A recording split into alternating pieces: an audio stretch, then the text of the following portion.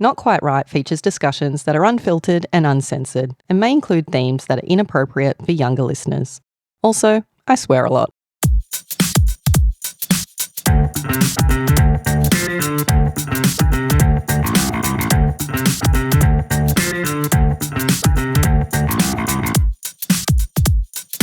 Something doesn't seem quite right. Welcome to Not Quite Right. My name's Ed. And I'm Amanda. Finally, we're here. Yes. The Longlist episode for the January 2025 Not Quite Right prize for Flash Fiction. Mm-hmm. This was a big round for us. It was. We had a lot of new people this round. It was our biggest round yet. Yeah, it was. It was almost double the number of entrants as the October round. I think a lot of that has to do with like the New Year's resolution is I want to write energy. more. The trick is to sustain that energy. That's right. That's right. That's the challenge. Easier said than done. So this is going to be a long episode, a bumper episode, I feel like it's going to be the longest yet, so buckle up. So we'll go through the submission stats for the comp. We will go through your questions and answers, and we'll do a lot of shout outs, like some of our favourite responses, favourite titles, favourite lines, look at how people handled the prompts. And at the end of the episode, we will be reading the long list for this round. And if you are excited and you can't wait, there are timestamps in the episode, so feel free to jump to the end of the episode, but please do come back because there's a lot of great content that we talk about. We'll be shouting out a lot of names over the course of the episode, and if you do hear your name, that doesn't necessarily mean you made the long list. The long list will be read out at the end, but we will call out a lot of authors and a lot of stories that had elements that we liked or we felt that were noteworthy. And just to jump ahead a little bit, so this is our long list episode. The next episode that's coming out in about a week's time will be the shortlist episode, and we read out the shortlist stories on that episode, and we will also announce the winner of the round. And then following that come our Daredevil episode. So these are the people who have signed up for the privilege of having their stories dissected and torn apart on the episode. There's 5 Daredevils this round, so there'll be 5 episodes coming out on the heels of the shortlist episode. And I feel like their souls get dissected a little bit as well. Their egos, torn apart. That's right. But they do report enjoying the experience, which is great. Some people come back for more. Yeah. So. Yeah, well, that's right. One of our Daredevils is here for a 3rd time this time around. So. But anyway, before we get started on this round, I just want to call out that we have a sponsor for this episode, a wine sponsor, which is very woohoo. Well done on that one. And I feel like we've got Athena Law to thank for this one because she made this happen. And the sponsor is Naked Wines, nakedwines.com.au, and their tagline is where you get great wines for less and support top local winemakers. So the wine that we will be drinking this episode is called Rabbit and Spaghetti, and it's a Cabernet Sauvignon from Clare Valley. So I look forward to getting more and more tipsy as this episode goes along. I mean, I should point out that it's 11:31 a.m. It is. I might wait maybe 29 minutes before cracking this one open.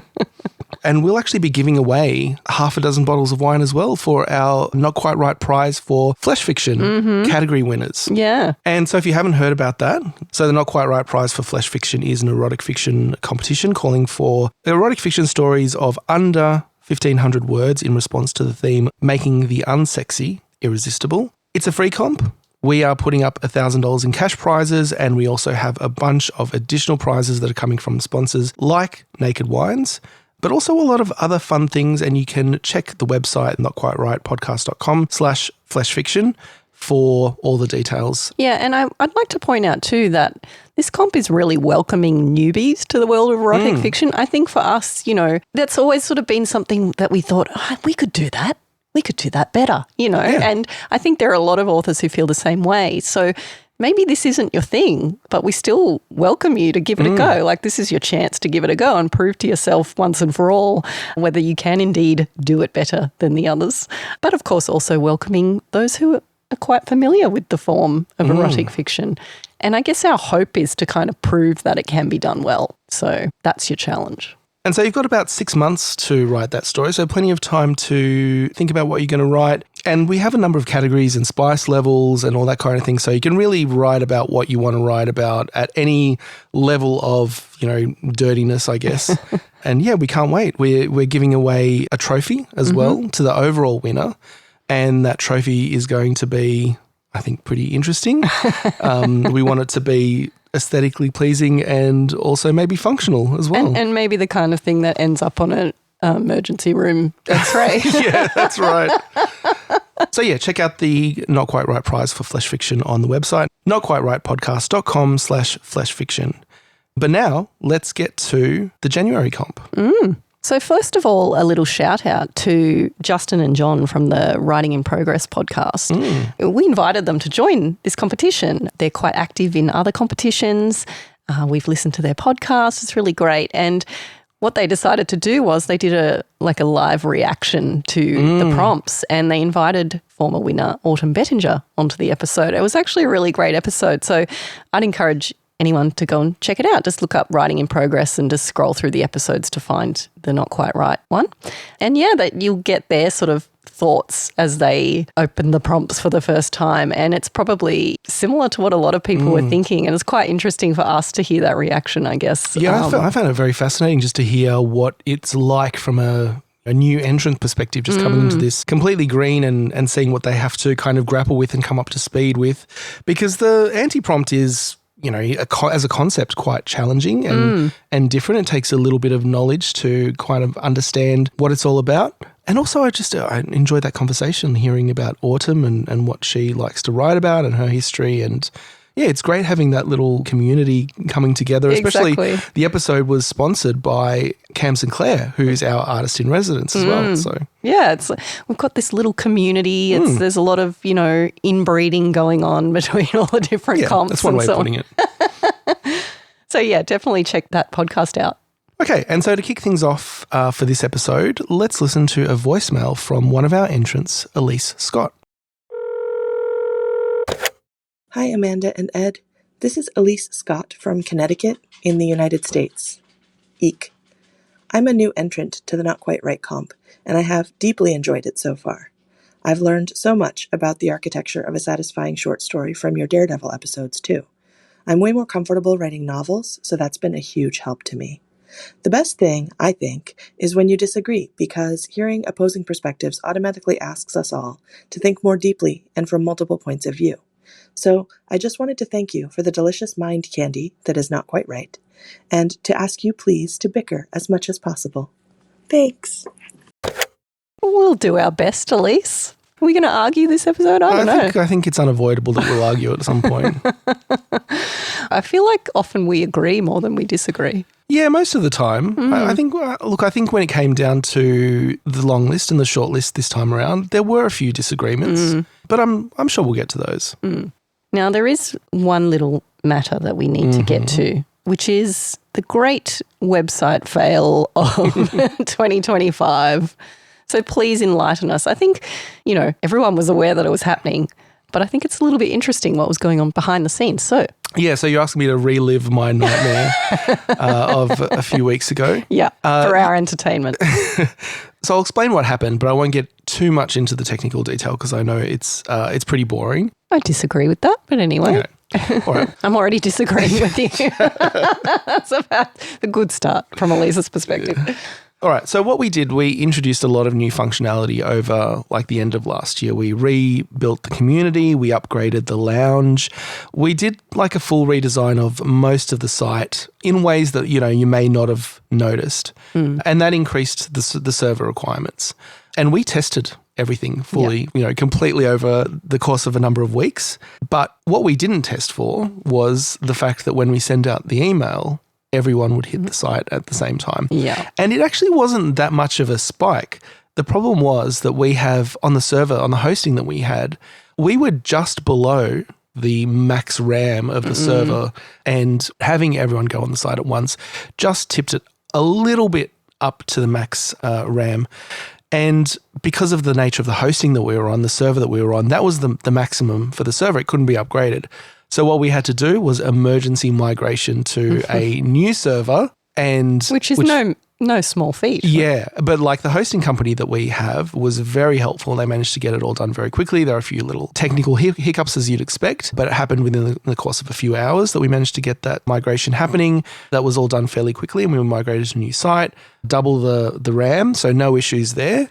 And so we thought that was problem solved. That was problem number one that came through, that we solved, and then we said, okay, everything's great to go.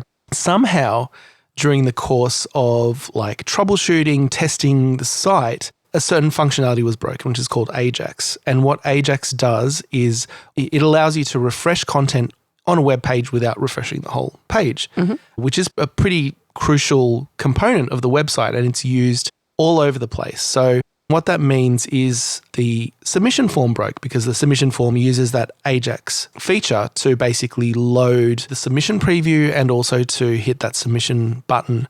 So that didn't work. And it also broke a bunch of other processes that use the same feature. And so that includes the password reset button. And also within the community, there's also the editing functionality and the deleting functionality. So a lot of little things all over the place broke because of this. And it took some time to actually work out what was going on because all of a sudden, like the site was working and then all of a sudden people weren't able to submit, people weren't able to do their password reset. So we had to do a lot of them manually. We had to basically stand up a whole new site with a new form and redirect people to that so that we could get people to submit. And it took a long time to actually solve that underlying Ajax issue, and it was just trial and error and a bunch of troubleshooting, but we got that done in the end. You got that done. Yeah, it was a bit of a nightmare. Yeah, so I know some people in the feedback form were saying, look, even after everything was supposedly fixed, the site was still really laggy and sluggish. Yeah. So why was it that it was still struggling after that? Yeah, I mean, look, it was a combination of things. It was the issue that we had around the Ajax functionality meant that certain things just wouldn't happen, like they would just kind of spin. It was also trying to tweak things on the fly and trying to fix all of these problems as they were coming up. So yeah, as of now, the site is stable. It's back to normal. We've once again tested and load tested as well when we sent out emails like the Flesh Fiction email. We had a lot of response on the website and it's stable, like it's not going down. So we don't expect to see that happen again. But yeah, it was just really, really bad timing, especially and after kind of a bad luck too. Yeah. That second thing, the Ajax it thing, came was out just of nowhere. like bad and luck. it was impossible to fix. It was basically, it was fixed by a reinstall of like the core files, but nothing was visibly wrong. And we checking all the logs and doing all the troubleshooting and just like there was nothing wrong with the site, but this core feature just wasn't working and it broke all of these separate things that turned out to be critical. Like one funny, in quotes, thing was there's an option to turn off Ajax functionality to allow the submission form to work, but that needs Ajax to actually work. So like I couldn't turn it off. So yeah, that's the kind of level of stuff that I was dealing with. Yeah. But we know that this has an impact on everyone. Obviously, we want people to be able to go on the website and read the article and also go into the community, submit their story. And it's only 60 hours, so you need to make use of that time. And so that's why we decided to extend the window by a full 24 hours. And we gave some leeway within that as well, just to make sure that people weren't impacted by the technical issues.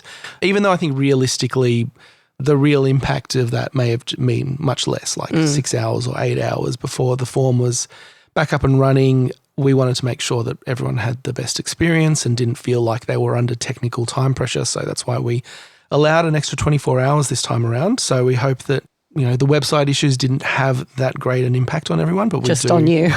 Yeah, on me, they definitely did. But yeah, we thank everyone for your patience. Everyone was very positive. We got a lot of it was really great lovely. I just feedback. felt like everyone gave us a lot of grace for that. We had people sort of DMing us and saying, look, you're doing a great job. And I just thought that was really lovely because it is hard. We are doing our best to create a really positive experience for everyone. So it is stressful for us when that falls apart. And yeah, we appreciate you, Ed. Thank you for saving the day. No, and thank you everyone for your patience and your positivity. It was really great to hear and kept you going. Yeah. I think I manually reset about like 50 or 60 passwords during that time. So I know it's painful when technology doesn't work, but we are quite confident that things will be much improved going forward. I'm confident something's going to break again, actually. Well, it's inevitable, but hopefully not at that level. Yeah. So yeah, we should be good for a while. So I just want to address some additional technical feedback that people left in the general feedback on the submission form. As you mentioned, site speed. Some people said this website was sluggish during that period. So we've done a lot of tweaking to try and improve that and a lot of optimization to try and make that better. It's still not as fast as I would like. And so that's a work in progress, and it's also a longer term project. It's kind of part and parcel with the way WordPress works as a platform, that the more features that you add, Gets bloated. it gets bloated, but it runs all of the features everywhere. So if you've got a forum or a community section, it will also run those features on other parts of the website, which means that every page has all of that overhead of all of the other pages on the website. And there's ways that you can deal with that, but it means kind of redesigning and rebuilding. So basically, as fast as it is now is probably as good as we can get it until like I have time to really go and rebuild and re-optimize things in there, which might take a little bit of time. All right, so the submission form. So we added this time around a rich text functionality, which people have been asking for a long time. And the response we got from that was very positive. People liked being able to add that formatting, and we were like, I guess, a little bit worried going into it because you can go crazy in there. You can put like different colors, you can add little images and things. Different and fonts. Yeah. But we found that overall, in fact, probably without exception, people were very restrained in their use of that box. And it was used where it was necessary. Yeah, and mostly just fonts and bolding and things where it actually worked. Bold and italics, but you get to see it instead of mucking around with little tags and things. Yeah. I liked a couple of stories I read had little, those section breaks. They had little icons that were kind of particular to the story, and I thought that was kind of cute. That added a little something to the story. So overall, very positive. There were some issues with the word count that a few people came back with, and that's something we are working on. So the feature of having a word count on a rich text field doesn't exist. It doesn't exist. We've talked about this before. It's not there on the plugin we use. It's not there on any other plugin. So this time around, we enabled the rich text, but we had to develop a custom script for the word count, and it worked well, except when you paste, especially from certain platforms like Google Docs is a big one. What Google Docs does is add a whole bunch of extra, formatting words basically, so that when you paste it in there, it flags as being more than 500 words. Yeah, so it's pasting in like the tag for italics, for example, as a word. As it like all these invisible words that kind of go in there that trigger it. So we'll be tweaking that script and hopefully getting that better for next time around. I'm not sure whether we can get that perfect, but we'll try our best. But what we put on there as a troubleshooting is just, basically pasted in smaller chunks. It's a bit of a pain, and hopefully we can improve that. And the other thing is, you can just like say paste it from Notepad, a non-rich text kind of platform straight in, and then do your formatting within the field. I think this issue, it was obviously very frustrating to people who'd used a lot of formatting, who were pasting it in because they were the ones who were having the biggest issues. Like the word count was massively off because they'd used a lot of formatting. But it was also an issue for people who challenged themselves to write exactly 500 words. And I guess that's tricky because different programs count words differently anyway. So these kinds of fields are less sophisticated than like a Microsoft Word, which is more sophisticated in how it counts words and what it leaves out of that count, for example. But I acknowledge that. I think for some people that's really important. And I can only say to you, we're doing our best. It is very challenging to have both rich text and a reliable word counter. Yeah, but look, we hope that's an improved experience for next time. We're constantly learning. We're constantly trying to improve everything. And I think, overall, I think the rich text change was successful, and it looks like you all made use of it and no one abused it. Well done, everyone. And look, don't take that as a challenge for next time either. No, absolutely not. All right, a couple of minor points. So a few people commented on finding information on the website, and that includes finding the prompts. And we had a lot of people this time around sign up after the prompts had already gone out. So the prompts had been emailed, then they sign up and they're kind of waiting for their prompt email. So that's a process that we'll work on making sure that's a bit better for next time round, that if you sign up after the fact, then you will get the prompts emailed to you, or you'll get an email saying, here's where the prompts are. Yeah, because you can find them in the lounge, but you do have to scroll down. So we understand those user issues, I guess, and any issue you have like that, we want to hear about it because we do want to constantly improve the user experience. Yeah, so I'll be making a few tweaks. I mean, as you said, the lounge is where you go for anything related to the comp. So you'll find the dates there, you'll find the prompts there, you'll find the link to the submission form. The link to the submission form is always there. So you know where it is. It's down in the links section there. but we only open that during the prize window. But we'll tweak kind of the layout to make the announcements stand out, to make the link stand out a bit better as well. One person asked whether we have a transcript available of the podcast announcing the winners and the long list, because they prefer to read rather than listen. So we do have, for each podcast episode, we do have a transcript attached. So you should be able to download that through whatever your podcasting platform is. That should make that available. If not, you can go to the website and click on the podcast episode and you can download it there. But we also do post the results on the website, the final results. We post the top 6 stories and the long list as an article, as a news article, and that will be on the website in the articles page. It will also be referenced in the lounge when it goes live. And, we send out an email as well. So all of those options are there for the announcements. We like the podcast because we can talk about things in detail. We can get into the nitty gritty. We think it's worth listening to, but you can also read that if you prefer. So yeah, those options are there. So one person mentioned regarding the community that they would like to post anonymously. So that's not something that we can really allow at the moment because the community is a perk of being an entrant. So we don't allow anonymous signups and things. You have to have entered the comp to get access to the community. It's not anonymous, but it is pseudonymous. So you can change your pen name in your profile and it doesn't have to be your real name. It can be whatever you like. So you have that option as well.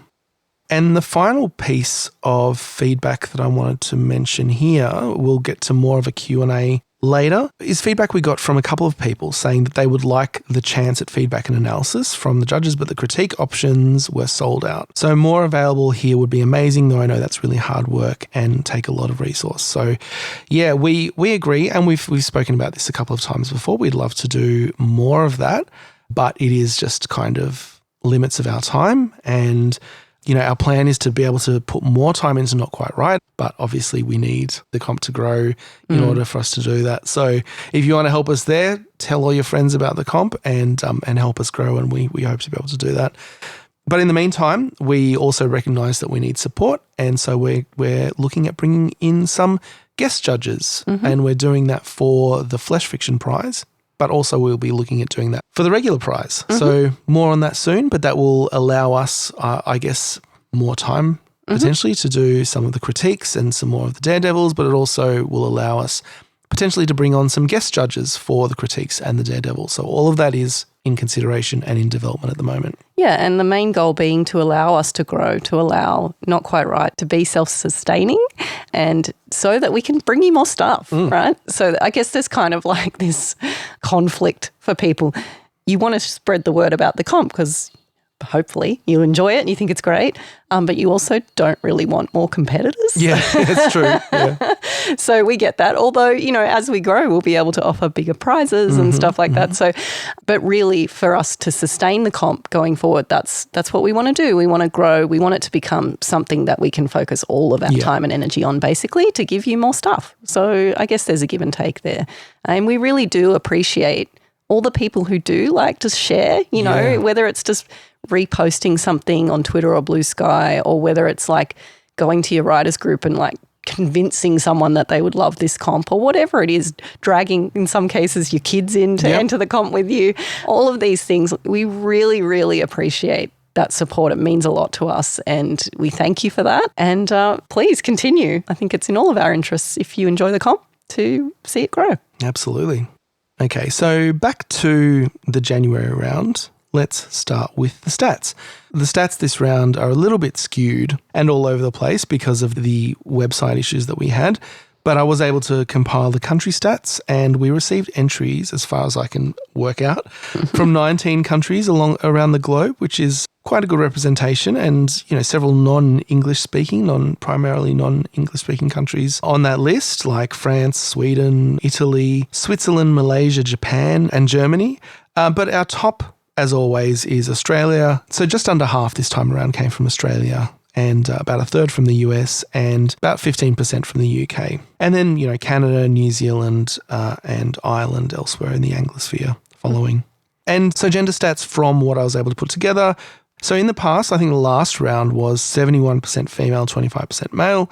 This round was 63% female, 25% male, 12% non-binary or other. So I guess a little bit less female I guess, to male in the ratio, maybe in response to our last episode on the gender war. And you will get some arguments in that one. Yeah, that's right. At least listen to that one if you want to hear some arguing. Okay, total number of words read this time around, 167,170, which is pretty close to The Shining by Stephen King. Also Uncle Tom's Cabin and Harry Potter and the Half-Blood Prince. Yeah, some problematic books there. I've read 2 of those 3. What about you? I've also read 2, but I haven't read Uncle Tom's Cabin. Actually, I've read the other 2. I haven't read Harry Potter, so there you go. And now we've read the equivalent yet again. And once again, many of those words were read Yeah, way more than once. Yeah, for sure. Now, there were 3 stories that I would consider disqualifications for this round. 2 of those, from what we could see, didn't include an opening door of any kind. It wasn't implied. Couldn't find it. Yeah. And then one story where the author signed off their name in the brief explanation field, which is a strict no-no. And look, for all those 3, I probably wouldn't have rushed to disqualify anyone. I will say that these stories would not have made the long list anyway, so it doesn't matter. But I would say be careful because it could stand between you and the long list. To be honest, both of us are loath to disqualify stories. Yeah, we are really lenient, but you've got to really work pretty hard to get disqualified. Yeah. But if you don't use the word in there or if you don't use the action and, you know, not even implied, then we kind of have to do it. So. It's pretty tough. And look, in this round, I will say I wouldn't dare disqualify anyone for the anti-prompt. There was no way we were going to do that this round. But yeah, please don't use your name anywhere in that part of the form where you're submitting the story. Yeah. So the title, the story, or the brief explanation. You can, of course, include your name where it asks you to, and you can include your name in, if you want to, or information about yourself in the general feedback at the end of the form. But just be careful to exclude it. And you do need to sort of tick a checkbox to say that you haven't included your name. But I think we're all in a rush at that point, aren't we? So just be careful with that. Yeah. So the shortest entry we received this round was only 104 words, and that was The Caretaker by Mugda Renata, which is probably one of the shortest entries that we've received. I don't think we've got the stats here, but I do remember some kind of around the 200 and something, 300, but 104 words is very short. Certainly the last few rounds, they've all been like 300 plus, I think. So, yeah. And we always say, I mean, you don't have to write up to the 500 words. It's best to make use of the word count. But if the story demands fewer words, there's no problem with having fewer words. That's it.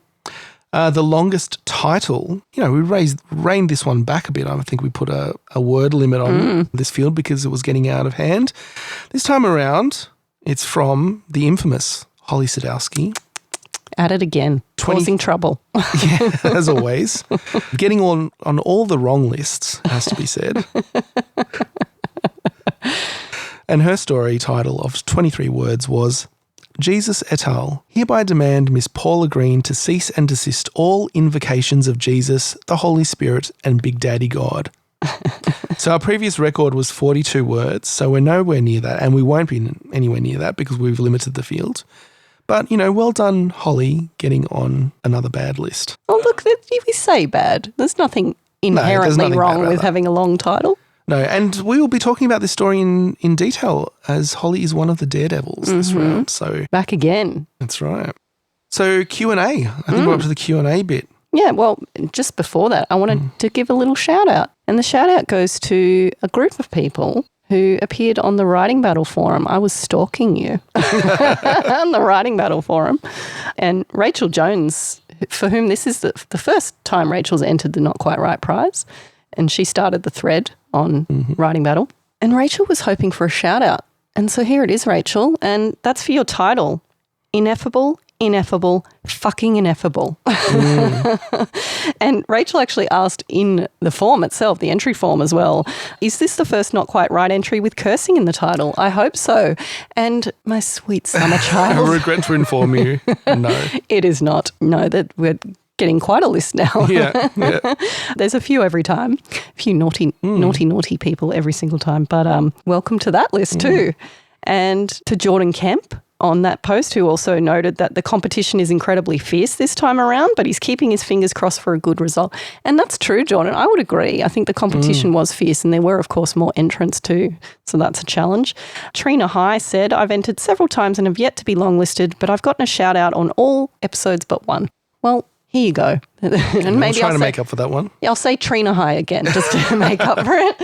And then we've got as well on that thread Jenny E, Jaden Christopher, MJ, Lottie L, Alexandria Balani, Chad Frame, Tara Babcock, R.A. Reynolds, Kelly Johnson, Terry Rose, Alison Colgrove, Dean Corey, and Autumn Bettinger. And I think Autumn and Chad were sort of acting as our official greeters. You know, as former winners, welcoming everyone on our behalf. And please continue. If you want a badge, we can make you one. Maybe we need like a brand ambassador badge or something like that. That's it. I mean, if the trophy wasn't enough, if you're not actually carrying your trophy on your person, if you don't have times. it around your neck with a huge gold chain, then there's something wrong with you. But also hi to Ken Rowland, for whom it's also first time for Not Quite Right, and to Sarah Kennedy, who we know it's not her first time. She was a daredevil last time. Mm-hmm. And Sarah said, I could listen to them all day, especially when you can tell they've gone through a bit of wine. And we haven't yet because we have not. Oh, it's actually 12 past 12 now. So 12. Yeah, we should get going. Got to make up for lost time. Yeah, exactly. Just skull. Now, Sarah actually had a few questions in her email, and one of those was around beta reading. And I always say beta reading. I can't help myself. It's actually beta reading in Australia. That's how we're meant to pronounce it. But whether you call it beta reading or beta reading, Sarah was just wondering, like, what's the best way to make use of that? Like, how do you do it? How many beta or beta readers do you have? She was saying she shared her story last time and got lots of helpful feedback, but then she tried to incorporate it all and found that her story became over-edited and lost its charm. And in fact, that was further feedback that she received on that story. And I've had that problem myself. Yeah. I know exactly what she's talking about, where you just lose it. Yeah, I think that's a real risk, and you cannot just accept feedback that you get. I think the purpose of having a beta reader is that they can point out things that you haven't noticed. And if the feedback you get is something that you've noticed, or if it prompts something within you that you can say, oh, yes, you're right, I need to change that, then by all means take that advice on board. But I think, like, you've given me advice in the past, and which I haven't taken into account, and you've done the same with my advice, because you have to stay true to like what your vision is, and you've got an idea of like, this is what I'm trying to write. Other people may not get it 100%. They may be like 90% on board or whatever, but they may be missing like that central bit of like, no, I'm trying to do this with the story. And they may be a bit unconventional. They may also be given kind of generic advice as well, like, write what you know. Write what you know, or, get rid of this adverb here. And sometimes the adverb might be part of dialogue that is like adds, again, to the charm. So you cannot take on feedback uncritically. I think that's an important skill to be able to say, well, I understand, but no, I'm keeping it like this, or I understand, and I'm going to tweak something here, but not like to the extent that you're telling me. What do you think? Yeah, I mean, I agree. You definitely need to have your own vision and stay true to yourself. I think for detailed feedback, I'd probably say 2 beta readers is probably enough on a story of that length. But who cares? Like, do what suits you. I think I find that that's enough. And honestly, that's often because I'm time poor as well, and any more than that's going to explode my brain. But it is good to get a couple of perspectives, because you can ignore advice, or not ignore, but dismiss someone's advice. But if you're getting that same advice from more than one person, you probably need to listen, because that's representative of how that story is going to be received. And I think that's really important to reflect on that. If more than one person is saying the same thing to you, then whether you like it or not, that might be a darling that you need to kill. But another thing I would say is that your beta readers, and when you are acting as a beta reader for someone else, you really need to remember, what is this person trying to do? It's not your story. Yeah. So what are they trying to achieve here? And let's say, for example, they're writing a comedy and you prefer drama. Well, too bad, because it's not your story. And so you have to respond as a comedy. How does this hit as a comedy? Not, I don't like it because it's not dramatic enough, but is it hitting the right notes for what it's intended for? Yeah, because sometimes you can read a story and think, oh, I like this idea, but it would be great if it went in this direction. Yeah. But that's not the direction that they're sending it in. So you've got to respect that. I think so. I mean, you can have your feedback, but I think you just need to couch it in those terms. Like, listen, I would love to see this as a drama, but as a comedy, here's what I think.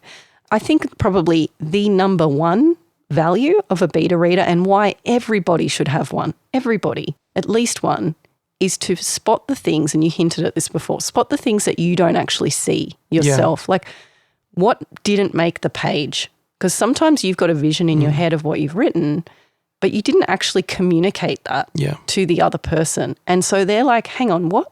What just happened? Or like there's something about the character that's missing, or there's something actually in the plot that's missing, and they're like, how did we get from A to B here?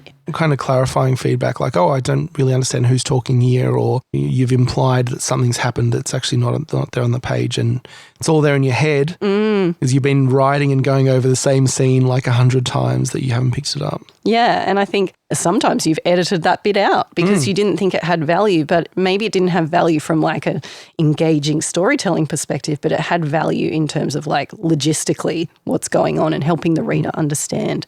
And with such a tight word count, that's one of the things that often goes missing when you edit, which is that clarity. Yeah. Because you're editing out maybe some of the more boring inverted commas stuff, but it's actually fundamental to understanding. So I don't know if that's helpful to you, Sarah, but I think importantly, find the people that you gel with. Posting your story onto the community is a great place to start. You might find specific people who you get along with really well, and you might then start to privately, separately swap stories with those people if you see value in their feedback. And I mean, I know about myself, like I'm quite critical in my feedback. I'm very thorough, and that doesn't suit everybody. Yeah. It can be too much. Yeah. And so I'm not going to change. Like that's who I am. And so I can tone it down, but that's the kind of feedback you would get from me. And some people really value that, and other people find that very confronting. So you have to find the people that work for you.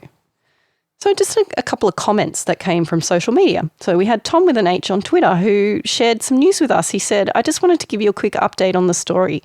I submitted it to Flash 500 and made their long list and now shortlist. I don't think they announced their winners for a few weeks, but making it as far as it has is kind of cool, and I have Not Quite Right to thank for the story. You guys impact writers in ways you don't even know about. Yeah, that's great to hear. And we've had, I guess, a few people provide feedback that they've taken their story and tweaked it or whatever and submitted it elsewhere, and it's done well, and we completely encourage that, and we love to see it.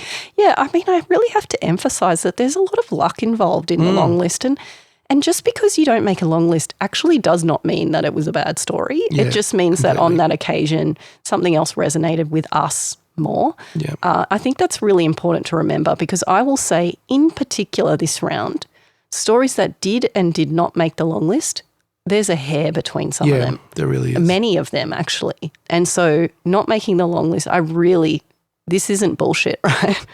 It does not mean it was a bad story. You could maybe make some edits to improve certain things, maybe, if that's the case. Otherwise, you just need to go to someone else who appreciates you, and they'll see the heart of your story.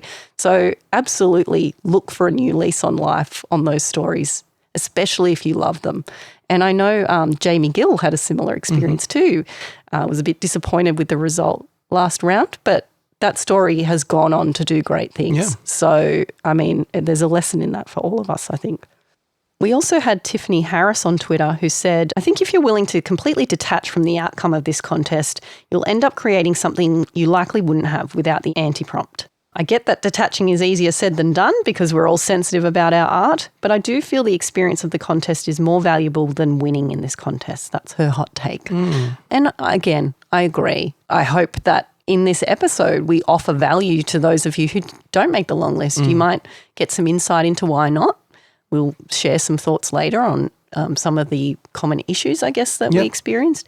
But also just like we hope you had fun, and we hope you wrote something you're proud of, and then it's a win regardless. So, And I just want to say on that, I think that you, as a general rule, when writing or any kind of artistic pursuit, you should detach yourself from the outcome, because I feel like if you're writing to us or you have a view of like, I've got to write a specific type of story to win the competition, you're probably not going to have as great a response than if you just like, I've got a great idea. It's true, because you do, that comes through, like that enthusiasm and like love of the idea does come through. And sometimes you can read something that's very polished and clearly like for a competition and it doesn't have the same resonance because it's, paint by numbers almost. So I think, being true to yourself is really important, and detaching from that outcome is really important. And like, I've submitted to many comps and gone nowhere with the entry. Like you can't take it personally. Of course, you go like, I judges take are it shit. so personally. They don't know what they're doing. Of course, you can obviously have that response, but at the same time, you can't take it too personally. No, you can't get let over it immediately. You can't let it define you or anything. No. So, yeah, you've got to detach. I'd hate to think anyone's walking away from this episode thinking, oh, I better stop writing now because I didn't make the long list. Oh, good God, no. I didn't read a single story where I thought, oh, that person's got to stop writing. Not a single one. Yeah, no, completely. So just some more positive feedback, which is always nice to hear. Alicia Rourke said, I absolutely adore this contest and both of you. Oh. Yeah. Another anthology, please. Of course. Naturally, there will be. And 6 of the people who feature on the long list at the end of this episode will be in that anthology. Right. I just posted to social media. In fact, all the names of the long listed entrants will appear. Will be in there. Yeah, Right. so we publish the top 6 stories each time, but we also publish that list of names because we think it's important. We know what it's like, right, to want to see your name in print. Yep. And so your name's in print. For those of you who made the long list in 2023 or 2024. Your name's in that book. Your name's in that book and you're in a bookshop right now being bought, right? And I think that's really cool. So we want to share that experience with everyone who makes the long list today. Some more general feedback is that quite a few people commented that they enjoyed the challenge of the anti-prompt this round, which makes a nice change from last round where we got multiple reports of headaches. And I will say that we did attempt to make it easier for you this round. Yeah, you know. we acknowledge that last round was a challenge. We'll get into the anti-prompt, but it was a challenge in a different way, I think, this time around. Yeah, I think it was probably maybe more open and that can be its own challenge too. Bruce Llewellyn said, this competition suits my dark sense of fun. Well, welcome. Same. And also, I just wanted to call out several people who mentioned in the general feedback in the entry form that they were new. So we have George Hughes, KT Downs, Jessica Sedgwick, Sian Marie Utton, Ellie Travica, and Donna Litt.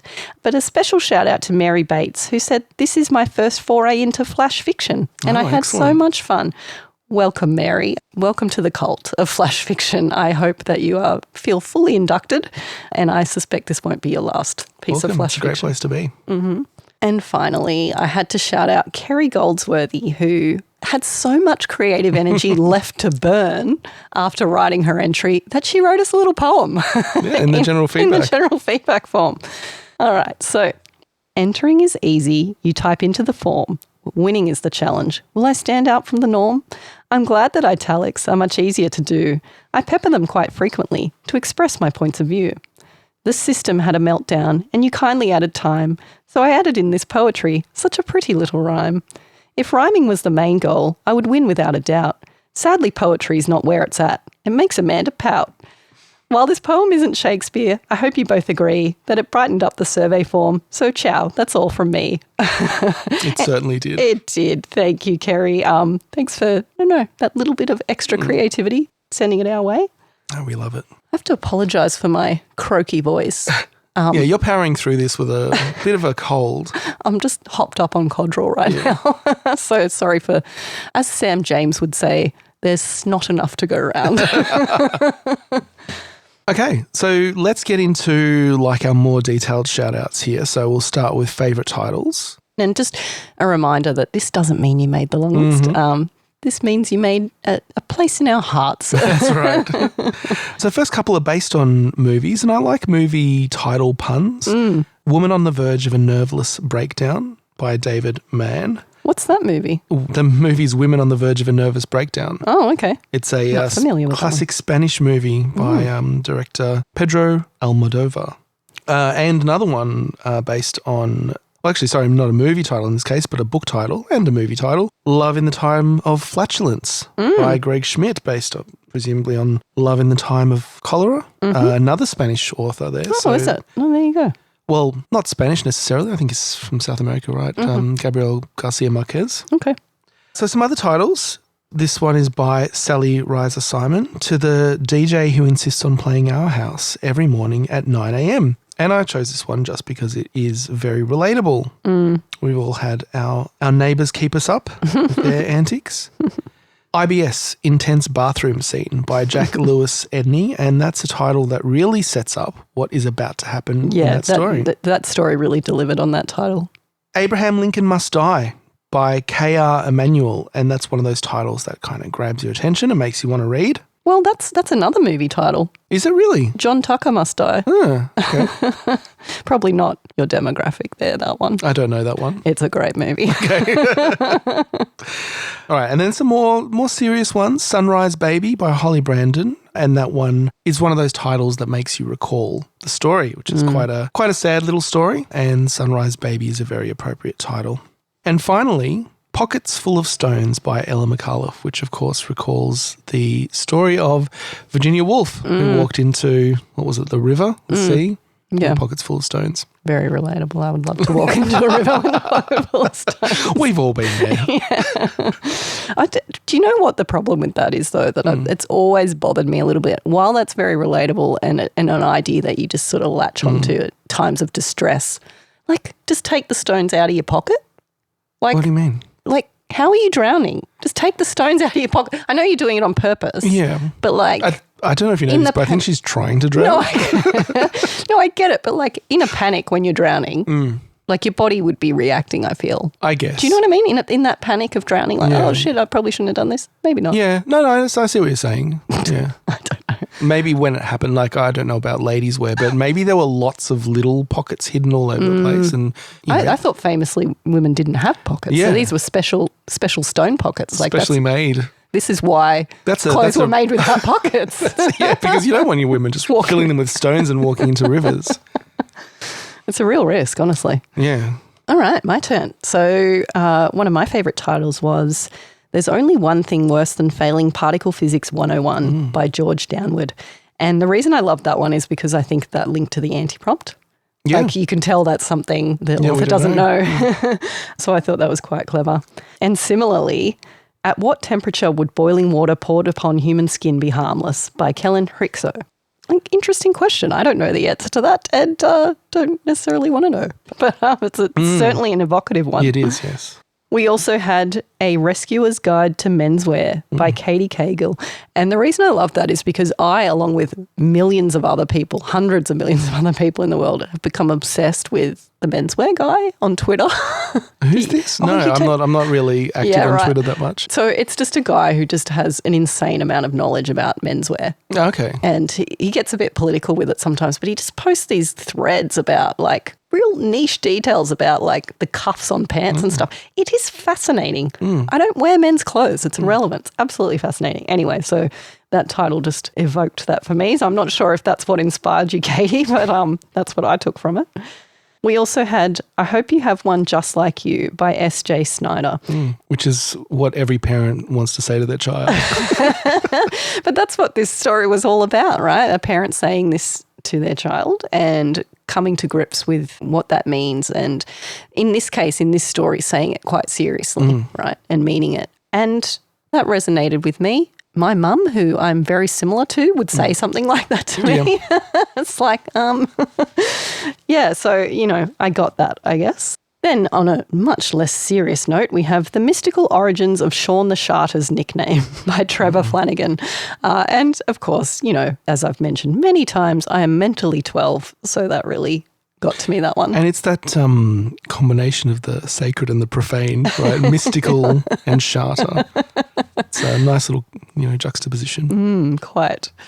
Then we had On Menstruation, A Manly Man's Account by Winnie Fred. And again, it was that write what you know thing or not, you know, the anti-prompt coming into that one. And I was like, oh, I'll be interested to see this take.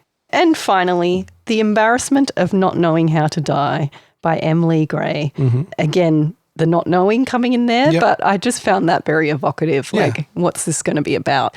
I think a great title does that, right? There's different ways to be a great title. One is to remind you of the story later so that when you see the title, you're like, the whole story sort of comes to mind. And another is this way, where it hooks you and makes you go, I've got to read this story. I want to know what happens next. Okay, so let's go to our favourite lines. And let's start with yours. All right, so this was an opening line from Unfinished Business by Sarah Kennedy. And the line is, I'm in a stranger's bed, straddling his young, uncomfortably skinny body, and I can't remember his name. Chris, maybe? He's mid-20s at best. I cringe. I'm old enough to be his mother. That was just like a really relatable. Oh, totally. No, shocking, right? The shock value. And you're like, wow, this, like you kind of just read a line like that and you're like, yes, this is going to be a cool story. So that's a really good, powerful intro, I think. And then another opening line from COVID-28 case study LS0977/B, the impact of the open door program on infected females displaying hysteria by Des Viers. And the line is, in my experience, smaller dicked men try harder, but on the morning of our first anniversary, it's my varnished fingernails that finish the job as Simon grunts and dribbles on my breasts, croaking, "You are so hot, baby." And, I think Sarah and Des might want to consider entering the Not Quite Right prize for flesh fiction. I think so. With that imagery. Yeah, and look, we'll be hearing more from Des as well in Des's Daredevil episode. Oh, right, yes. And another opening line from Selfie-ish by Fiona Stoffer. And the line is, the upside about hurtling towards the floor of the Grand Canyon is that it makes me an authority in near-death experiences. So this was a story about an influencer who's like falling to their death, basically. And again, just like a powerful visual in that opening line. It's setting up your character, it's setting up the setting. And it's completely unexpected. Yeah, exactly. So it makes you sit up and pay attention when you're judging, when you get an opening line like that. All right. And then just a really evocative line that really got to me was from The Grocery List by Phoebe Robertson. And the line is, last year's wet brought a hurricane that split their roof and flooded the house. Water soaked the mattresses, curling her son's books into fists. It's a great image, isn't it? It's such a great image. Like you can picture that immediately, the books curled into fists. And it's not only is it visually quite compelling, but it's also really relevant, right? Like this idea of them curling into fists, that kind of reaction of the book to what's going on, I thought was really great subtextual detail as well.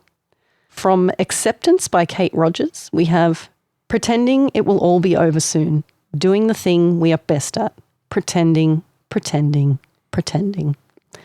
And I found that line quite powerful in the context of the story. And, repetition is something that can be quite powerful in flash fiction. And I thought that was handled very well there. And from The Embarrassment of Not Knowing How to Die by Emily Gray, I thought this line was particularly vivid, and it was also a great take on the action prompt. As the men pounding him into the sand snapped Marlon's ribs, he thought his whole chest would spring open like a trapdoor. So everyone, a bunch of strangers, his own wife would see his naked heart frozen like a deer in a set of headlights. So you've got the trapdoor opening there, but quite visual scene. And Emily Gray's developing quite a reputation for these dark. I was going to say it's a very Emily Gray line. Indeed it is. We have From Persephone of the Waters by Linda Liu. The next afternoon, a black slab of mourners crowded the church, the wide doors opened, swallowing his family, his friends. And I just like that visual of the black slab of mourners. Quite an interesting metaphor there. From A Grief We've Never Known by Emily Deutsch. My sister and I stare at each other across a canyon of anguish while our children race through the house, banging open doors, seeking joy. And I found that quite relatable too. And just that image of children just full of joy in the context of something grim is, I think, very poignant. And finally, the last line I'd like to call out is from In Memorandum by Jen Bush. And I thought this line was very cute. And this was the final line in the story. And the words fly from their caskets and colour is released and emotion and connection and love. Fight on, they shout. Right on. So thanks for that, Jen. All right, your turn. Yeah, so I've got a few here, and they are actually all opening lines as well. So the first one is from The Selkie Wife by Tabby Hunt of Bunny Blowjob fame. And Sexy Christmas Tree fame. Yeah. This was, funnily enough, not a sexualized holiday story. There was some implied sex in there, wasn't there? Yeah, but there was no holiday. And the line is, it is as though her mind has slid away to one side.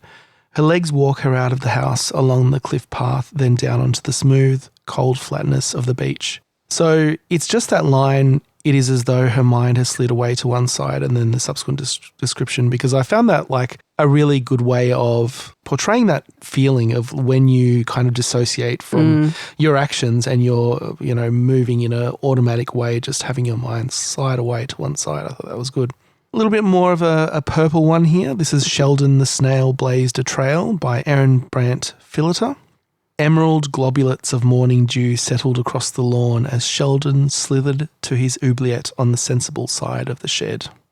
Again, very purple, very evocative, and a little bit of alliteration in there as well. And I love the word oubliette. It just makes me think of David Bowie. Oh, yeah. In the Labyrinth. Oh, right. Okay, yes. It's an image that you like to think about. I do like to think about that image from time to time. From Love in the Time of Flatulence by Greg Schmidt is the opening line, I slump into my car and fart. Relatable for you? So relatable. It's just one of those hooks and grabs your attention, makes you sit up and think, oh, wonder where this is going. And the next couple of stories I have on this list are similarly hooking. White Lies by Justin Krebs. I was 2 when Dad left. I was 9 when I saw his ghost. Again, nice little hook, grabs your attention, makes you want to keep reading. Great line. From I Think They Call This Love by Lauren Doherty. Graham had somehow made it to 65 without having to know very much at all. Also relatable? Also relatable. From Exhibit F in the case 616 of Smith versus AIZON, Deliveratron 3000 TM, footage annotated by delivery instructions, which somehow missed out on the longest title award. But that story is by Ross Champion. And the opening line is, Dwayne Wright, case 615, enters through the workshop door, pants around his ankles, and helicopters his way to the station, cheering as workmates laugh. And I thought that was a great visual to open the story with. Oh, you like that visual? I thought that was quite funny. Bit of fun. We've all been there. And finally, from Skin Deep by Nikki Crutchley. Her real name is Petronella, but they've nicknamed her Petrol because they say her dad doused her in it and set her on fire, leaving a patchwork of scars covering her body. And what I liked about this one is that it's a compelling and original character that's being set up in those lines. And not only has Nikki named her character in that opening line, but nicknamed the character as well. That's so true. Well done. Yeah.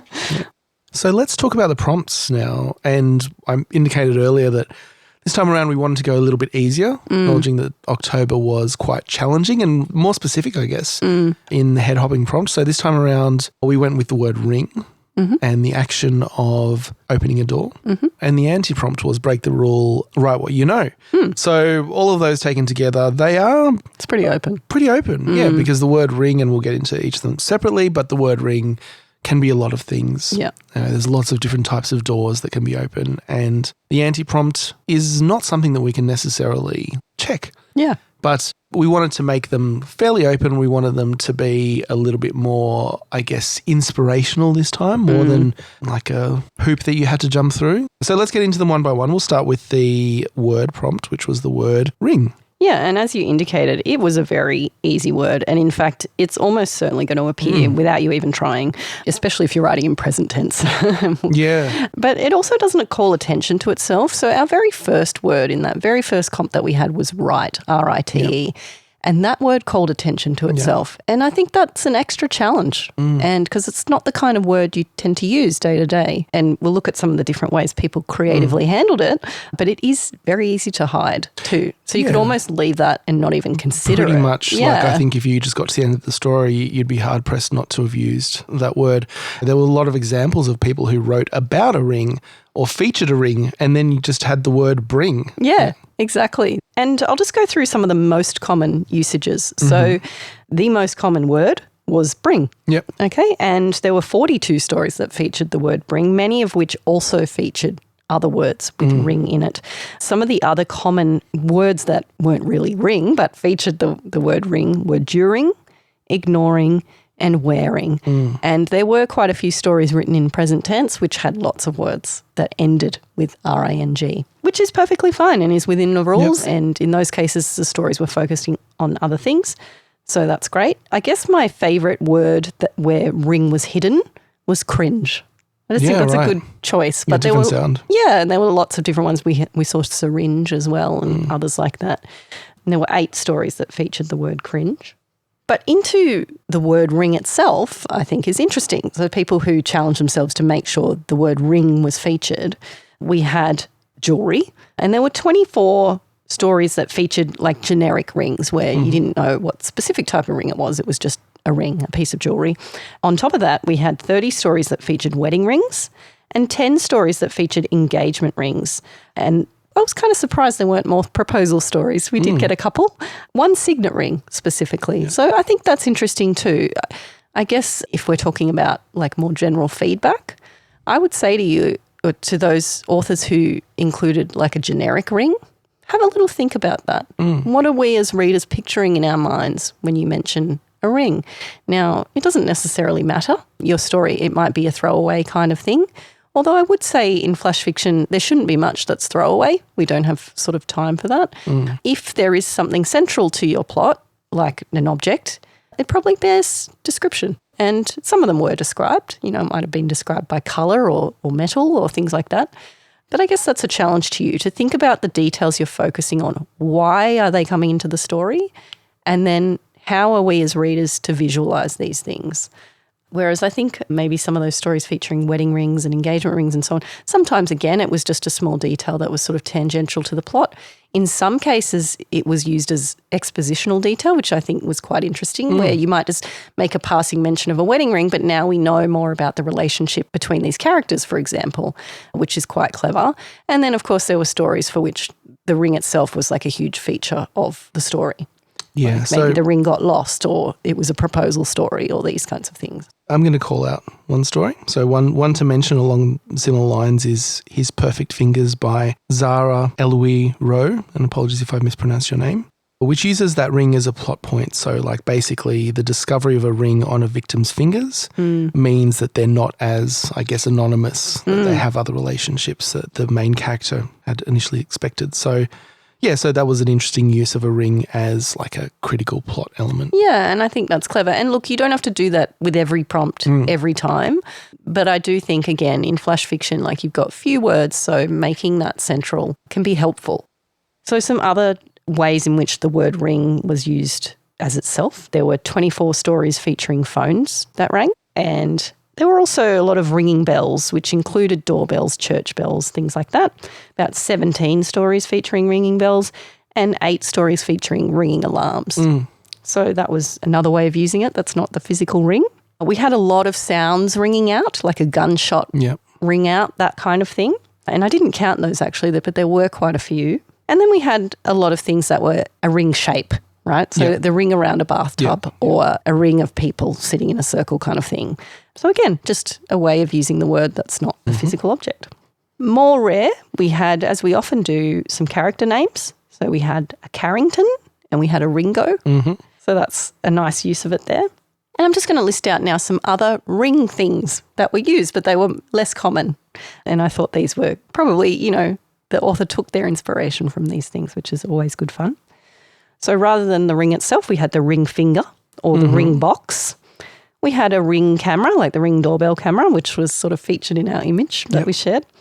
We had ringlets of hair. We had rings around planets, tea and coffee cup rings, a ring of fire, circus ring, gymnastic rings, a ring pop, again, the bath ring, the ring around the bath, a fairy ring, crime ring, curtain ring, an O-ring, like you might find in scuba diving equipment, rings around the eyes, a ring leader, a life ring, you know, like a life preserver. We had a couple of mentions of Lord of the Rings. We had ringworm, ringtone, a progress ring, you know, like when something's loading. We had the phrase ring up, like to ring up a purchase. We also had ring in or ringing in and ring-a-ding-ding, which is fun.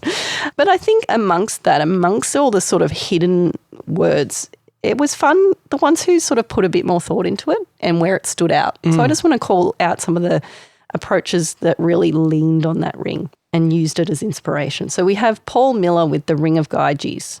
Apologies if I've mispronounced that. But the Ring of Gyges is a fictional ring that appears in Plato's Republic, and it makes the wearer invisible. And it was used as a thought experiment to explore human nature. So obviously that was an inspiration for the story, which is great. Another one a rare word that featured the word ring, but which sort of felt like inspiration was Ruth Lord, who used Turing test. So I thought that was a nice take. We had Laura McKeegan wrote a story featuring a bull ring, which I thought was interesting setting. So using the word prompt as inspiration for the setting. Both Erica Charlotte and Todd Beaton mentioned the rings of a tree, and I thought that was a nice visual as well. And then Ruby Maud referenced the piece of music Ring Cycle by Wagner. So again, another interesting sort of piece of inspiration. But I would like to call out April McLeod, who challenged herself to come up with the most uses of ring. Yeah. And we had 22. So we had ring with reference to jewelry. We had assuring, wandering, fringe, anchoring, clattering, thundering, blistering, authoring, adhering, centering, bring, armouring, admiring, alluring, adoringly, appearing, sheltering, heartstrings, conquering, wearing, and remembering. Nice. You know what? In Australian slang, ring can have another meaning. And I don't think it's just Australian is it slang. not Australian slang? I don't know. We didn't see many of those. No. I can't recall any. That's a bit of a... Ring of fire. Oh, yeah, in that context. I don't know if it was. No, yeah. I mean, surprisingly, given our Yes. demographics here at Not Quite Right. That's right. Well done, everyone. Yeah, You're for growing keeping it up. very mature. And that's it. That's it from me. So, yeah, really open this time. I don't know. I feel like maybe the challenge of a more difficult word Yeah, might I think be it may have better. been a little bit too open. We wanted to keep it very open this time around, but probably next time we might do something a little bit more challenging. But hopefully inspirational too, because I think sometimes prompts are too open and you just got nothing. Yeah, I like sometimes that challenge, what it forces you to create. Yeah. Okay, well, let's talk about the action prompt then. All right, so the action prompt was opening a door. That action had to feature somewhere in the story. We're pretty relaxed about how you feature it. You can imply it. Some of them technically a door didn't open, but it was referenced, and Yeah. that's enough from our perspective, as long as we can see it. It could even be a metaphorical door, as it often was. In fact, yeah, we'll get into that. So just first up, I will say that I put a little poll on Twitter and Blue Sky to see what people thought was the most common type of door. So we had the options of a front door, a portal, like a door is a portal. We had bedroom door and car door. And so 41% of people guessed that front door would be the most common. And in fact, it was by far. So 99 or more stories featured a front door. And I say or more because there were some that was sort of a bit of a question mark, but lots and lots of front doors, which makes sense, right? Sort of opening into a scene. There were only 3 back doors. Yeah. And again, like linking that back to the ring prompts, it was right there, guys. Look, I think a couple of authors did go there, but anyway. Sorry, when I say back door there, that's 3 plus 1, which is Sean the Charter's internal doors. Yeah. But after front door, we also did have a lot of portals, particularly portals to the afterlife. And I think that links into that, right, what you know, anti-prompt, where, and we'll get into the anti-prompt, but where a lot of people were considering what don't we know? Well, we don't know what happens after we die. And so that's where the door featured. And there were other types of portals too, like just sort of portal fantasy kind of things, or like you were saying, the metaphorical doors, and I'll go into some of those. But in terms of rooms, bedroom was the most entered room, apart from probably the front entryway. Yeah, the house itself. So 22 or more stories featured, the setting of a bedroom. 6, the door was opening into a bathroom, and 7 opening into an office. And there were, of course, a range of other types of rooms as well. We had at least 17 car doors mentioned, plus some other vehicles, trucks, buses, and so on. But yes, again, many sort of figurative and metaphorical doors. So like the door to one's mind or, opening the door to opportunity and that sort of thing. So a couple I'd like to call out, Tara Babcock, who used the simile, sternum split open like a set of double doors, and I thought that was really great. So that's, technically not a door opening, right? But a wonderful use of that prompt that was very, very visual and vivid. And again, I've mentioned Emily Gray's line already. He thought his whole chest would spring open like a trapdoor. So quite interesting that those two are quite similar too as well. We had 40 stories that featured like what we called in our notes a generic door. And this sort of goes back to my comment about the generic ring as well. Just think about what's the reader picturing in their mind here. You've said door. There's a door opening. You've bothered to mention that, and we know why you have, because we made you. But what are we picturing when you're showing that scene? And it's not always relevant, but I think for some of these stories, maybe a little bit more visual detail, if you're going to focus our attention on the door, we want to be able to see it. I don't know if you agree with that. Yeah, and that was one of the things that I noticed as well, because there is a little bit of a trick in this action of opening a door, because it's not something that you would always mention right, in a story, and not necessarily going to call out. Especially in flash fiction, like start in the room. Yeah, you're not going to mention opening a door. You're not going to be mentioning things like picking up a glass or something like that. That is just a background action. So if it is in your story, it has to be something deliberate. And so often that did stand out when someone would mention an opening of a door that wasn't really that relevant, or like he opened the door to walk into the room. Like, of course he did. Yeah. Like, you could just say he walked into the room, or you could just have the action happening in the room. So that was part of the challenge, I think, this time around. And probably this was a little bit more challenging than it may have been at face value as a prompt, just because you had to write it really well. You had to make that something that was actually relevant to the story. Yeah, and you had to make it matter. And this is sort of what I mean, I guess. Like, if you're just going to use it as a throwaway, like they just had a ring on their finger or they opened the door, but it's not relevant, then it almost doesn't belong in your piece of flash fiction. So I think that's a challenge you might want to consider for future competitions. Like, not just how do I cram this prompt in there, and look, let's be honest, it's fair if you do that. Like we do that. We know what that's like. But thinking through, how can I do it in a way that adds value to the story, whatever that might look like. And again, you can't sort of feature every prompt prominently. It's too much to ask. Some people get there, but the majority of people are not going to have an emphasis on all three prompts. Yeah. But it's worth thinking about. Another challenge, I think, with these things is to come up with a more unique idea, right? And again, you don't have to do that. If your story suits a more common idea, great. Yeah. Like, you just have to write the story well. But sometimes taking a unique approach can help you with that element of surprise that we get sometimes. So I'm just going to go through some of the types of doors that were maybe a bit less common than like a front door or a portal. We had 7 stories that featured airlocks, so there were a few spaceships in there. We had 2 that featured ship hatches, which was, again, another sort of more rare take in a different setting that we found ourselves in. We had 5 stories that featured cages or cells and the doors opening of those. And, of course, opening a cage is usually super relevant. We had various appliances too, like fridge, freezer, washing machine. I'd like to call out Kenneth Rowland, who had the door of a 3D printer. Yep. You're the only person who thought of that, and that's always nice to be unique. We had just 1 cat flap. We had an elevator. I thought that was good too. That was Greg Schmidt with Love in the Time of Flatulence. But the elevator doors being a crucial part of that story too, and quite relevant. So I thought that was clever. And then George Hughes, whose story was a take on backdoor coding used by hackers. So taking, again, that sort of non-literal approach of the door, which is quite clever.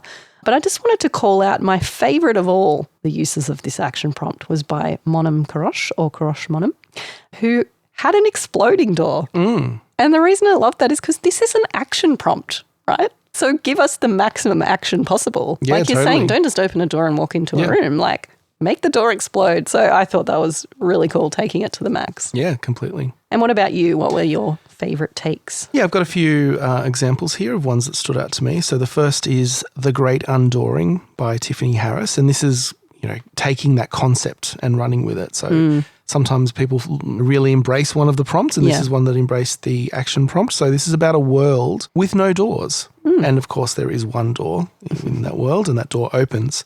So that was a very unique and interesting approach. Azure Door Dreams by Marissa Hanley, which uses the quote, "When one door closes, another opens." So that's another approach you can take to not literally have a door, but just it fulfills the requirement and it fits, One of my favourites, I think, was The Grocery List by Phoebe Robertson, which had a great approach to this. And it wasn't directly mentioned, like the opening of the door physically wasn't mentioned.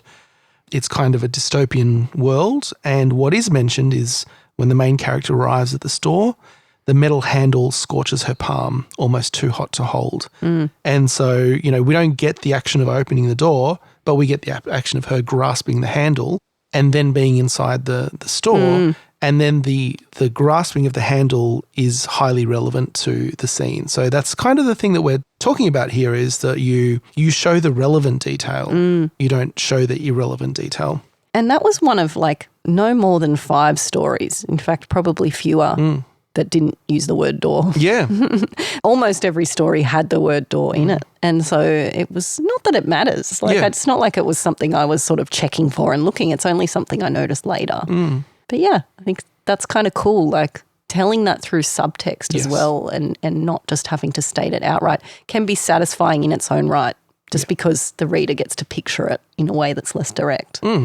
Yeah. So the next one, Justin Krebs in White Lies, was an imagined door. So basically a character being asked to imagine a scene and an opening of a door within like an imagination. So that was a different approach as well. Very unique. And finally, you know, one of my favorites in terms of the interpretation is Let's Make a Deal by Oz Bish, who wrote about the Monty Hall problem, which features doors. Are you familiar with the Monty Hall problem? I wasn't, but it's highly relevant to me because I love a game show, right? Yeah.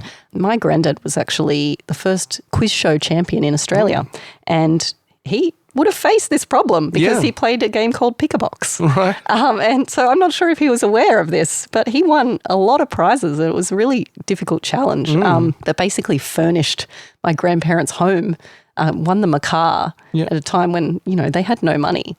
So I guess he got lucky, but I don't know if he was aware of it. Maybe he was aware of it and kind of used it to his advantage. I'm glad I know now because I also like to compete on game shows and so on. I know there's at least one other person or a few other people who listen to the podcast and who enter the competition who also like game shows. I know we have a Jeopardy champion among us, for example.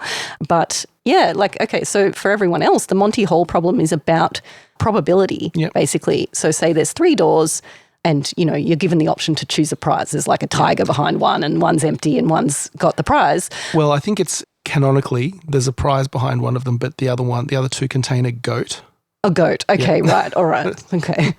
So you choose one, right? And then they open one that contains a goat, one that you didn't choose that contains a goat. And then you have to choose again. Do I stick with my original choice or do I change my mind and go with the other door? Yeah. And apparently, from statistical probability point of view, you should change your mind. Yeah. And I think that's fascinating. I'm no mathematician, right? As we've established.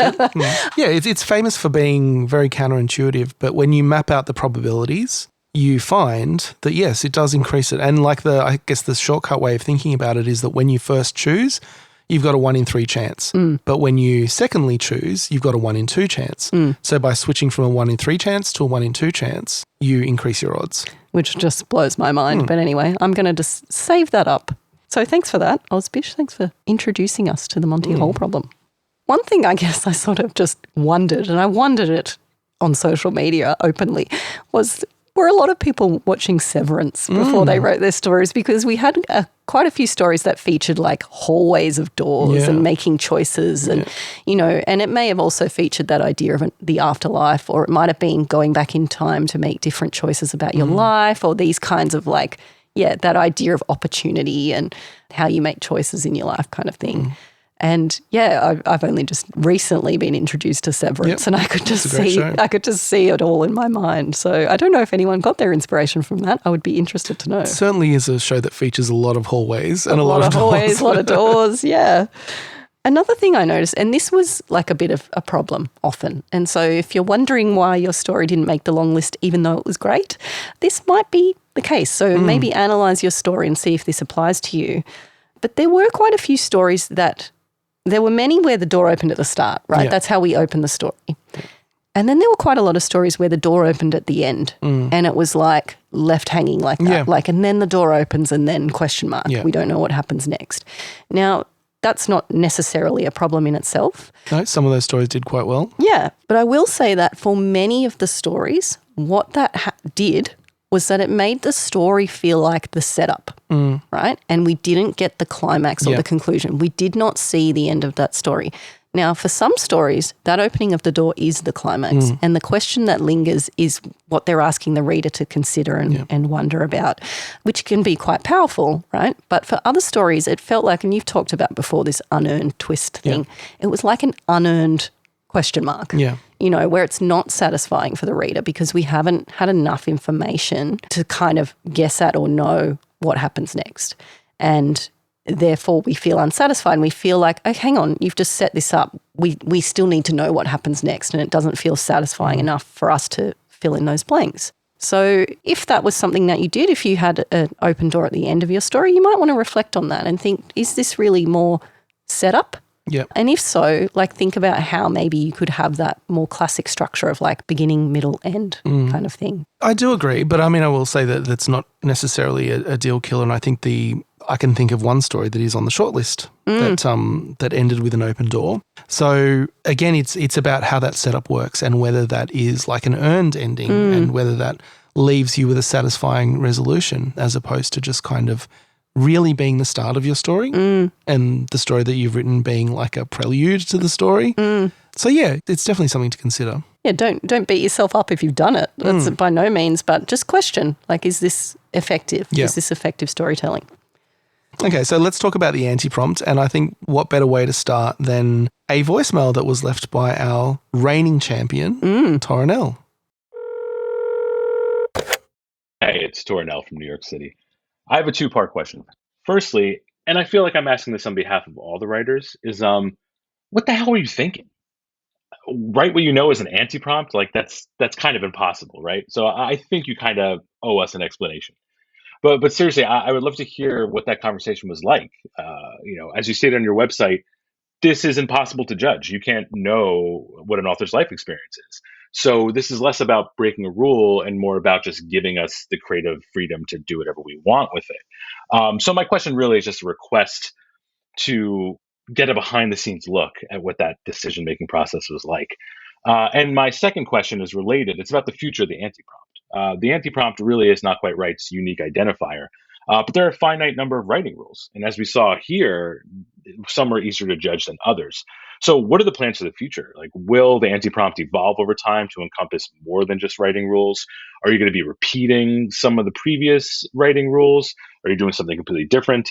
I'm really interested to know what the future entails. So first of all, how dare you speak to us like that? Yeah. We're your parents.